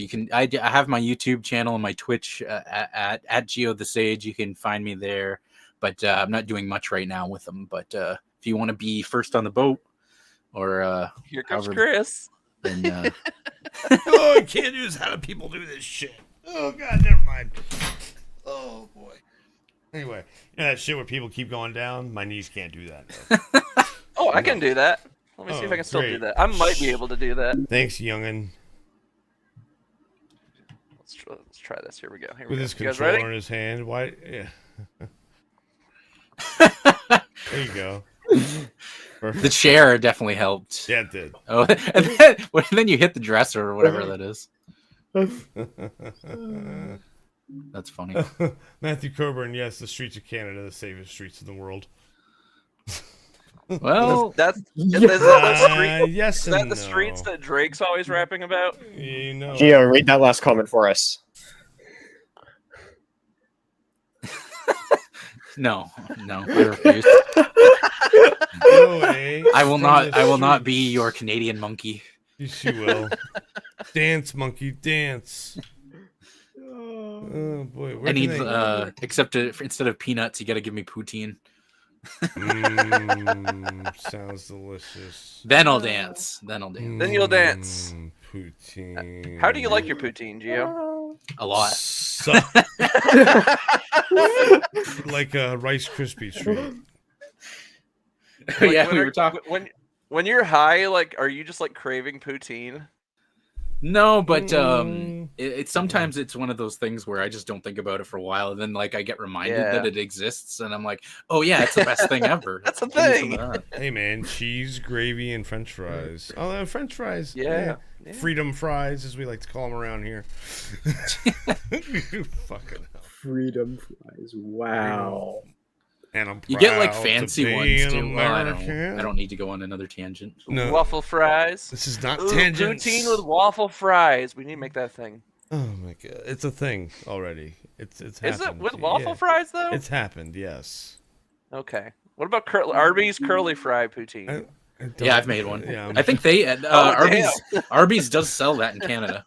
that sounds Do they crazy. really? I Oh think my God, they do, I gotta get yeah. up there and try it. Back. All right, guys, we're done. See you all later. Bye.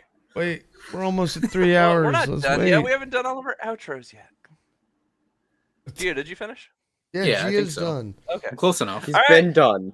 All right, guys. I'm Patrick. Also known as Ganon136. You guys can find me over on the Twix at Ganon136. Or lately, you guys can find me over on the Red Shirts Remastered Twitch page. I've been doing a lot of morning streams, so you guys can find me over there in the mornings around 9 a.m. ish. So you can find me over there. 9 Playing games a.m.-ish. And generally, it's Flight Sim here lately. And Spencer With normally no comes in crash. somewhere near the Lately, end and says, it's- "Crash your plane." It's always Flight Sim, except for like when you do Battlefront 2 for 5 Which I minutes. need to finish. I will probably finish that. And then Probably you not go back tomorrow. It'll to probably be Friday, then maybe. You go back to Flight Friday? Sim after you try and fail at Battlefront 2. Yeah, that was a pretty bad. That's probably the worst I've ever done in Battlefronts when I was streaming. Because like when I play by myself, I'm like I'm killing it. But as soon as I started streaming it, I was Sure. terrible. Notice how he's blaming the stream. Yeah. It's like how I blame Geo for my landings. Always Gio's fault. Hey, we blame plenty of stuff on you, Patrick. So Yes, we do. Yes, we do. It's come full circle. Just like the Indiana Jones game about circles. Oh my gosh, that's great circle, not full circles. Get out of my circle. Get off my circle.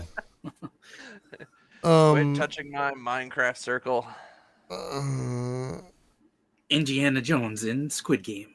Oh God. Red light. That I hate. I don't want to fucking listen to your. You red hate light. Squid Game? It's very massively overrated. It's okay at best. I thought it was fun. Okay at best. Yeah, It was not fun. I said It was not fun. Yeah. The concept was fun.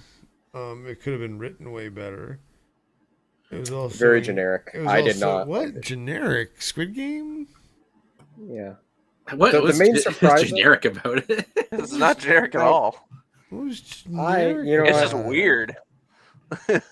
I found Agreed. maybe generic wasn't the right word, but I found it to be very predictable. It's like, obviously, you know what characters are going to live or survive. Oh yeah, I see what you're saying. Yeah, and- it definitely has some and predictability the- for sure. And Yeah. then the end, you know, it tried to do something, and then all it did was make the best moment of the show be stupid. And so, yeah, I didn't like the show. I hated what they did at the end too, because it just took away the best meaning of the best scene prior. True. That's true.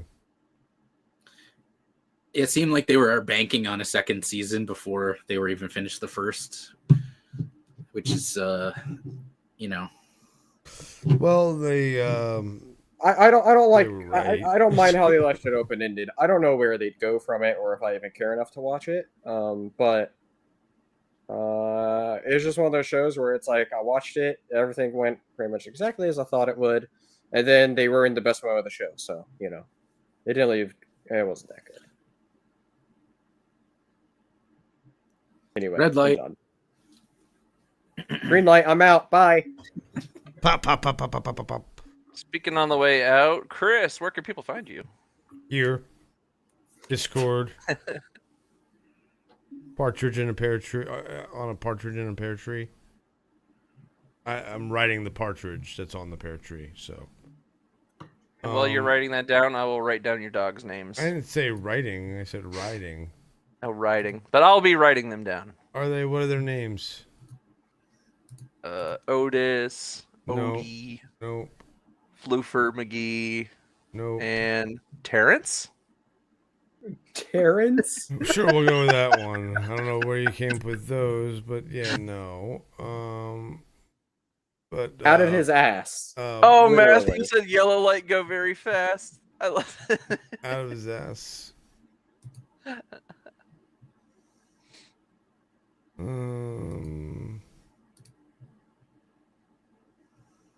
I think we need to send Chris to bed. He's falling out over there. No, I'm messing around. So okay. again, they can find me here, the Discord. I don't really do anything else when it comes to online, except if it's here, or if I'm playing D&D on Tuesdays over on Council 6, or if I'm hanging out with the Dingus at the Dingus Den talking comics. Other than We that, did do that recently. yeah, we did. Yeah, you should go check it out. It's awesome. It's a Christmas special. Christmas. You got any big comic clubs coming up, Spencer? Well, there's the Community Comic Club where you can tune in and on my Discord and listen into it, which will be released shortly after. Yeah. Not sure exactly how long after. And then you can also see this bigger than normal comic club from what I'm doing. It's going to be issues 2 and 3 of Justice League vs. Godzilla vs. Kong. Quite the epic fights there. Gio, you got any fun new tracks coming out? Soon. Ideally, I'd like to have something before the end of the month, but I don't know with this schedule if it's going to happen. But yeah, I got some stuff coming. Can't wait to hear it. Absolutely. This channel will be the first people to hear about it. Oh, we had to do like a reveal party, like For first reaction to your Oh, music. that just reminded me something. Sensor, what was what's your sub count at? My sub count is currently at 95. Oh shit. Ooh, almost that big 100. I'll say, you know, me and Yeah. Chris were just talking about this. I think last week. Last week we're or- gonna yeah, do we're something gonna like do that. something special. We're gonna be doing something special once a big hundo is reached. Something very special. It'll be something that'll be a first for the Dingus Den, It and will. quite possibly the only for a very long time. But it's gonna be something special. There's gonna be once it's a definite celebration, it'll be a stay tuned, as there's gonna be something pretty cool once that You gets really done. nailed that one out of the park. I know. 10 out of 10. 10 out of 10. All right, I think we're all done here. Wait, Patrick, did they say did you say where people can find you at? Yeah, I already did, but I mean, Do it I could go on again, for 2 damn it. hours, but I'm not going to. Oh, all right, we're done. Bye. Bye, guys. Adios. Have a great 2024. See you guys the rest of the year.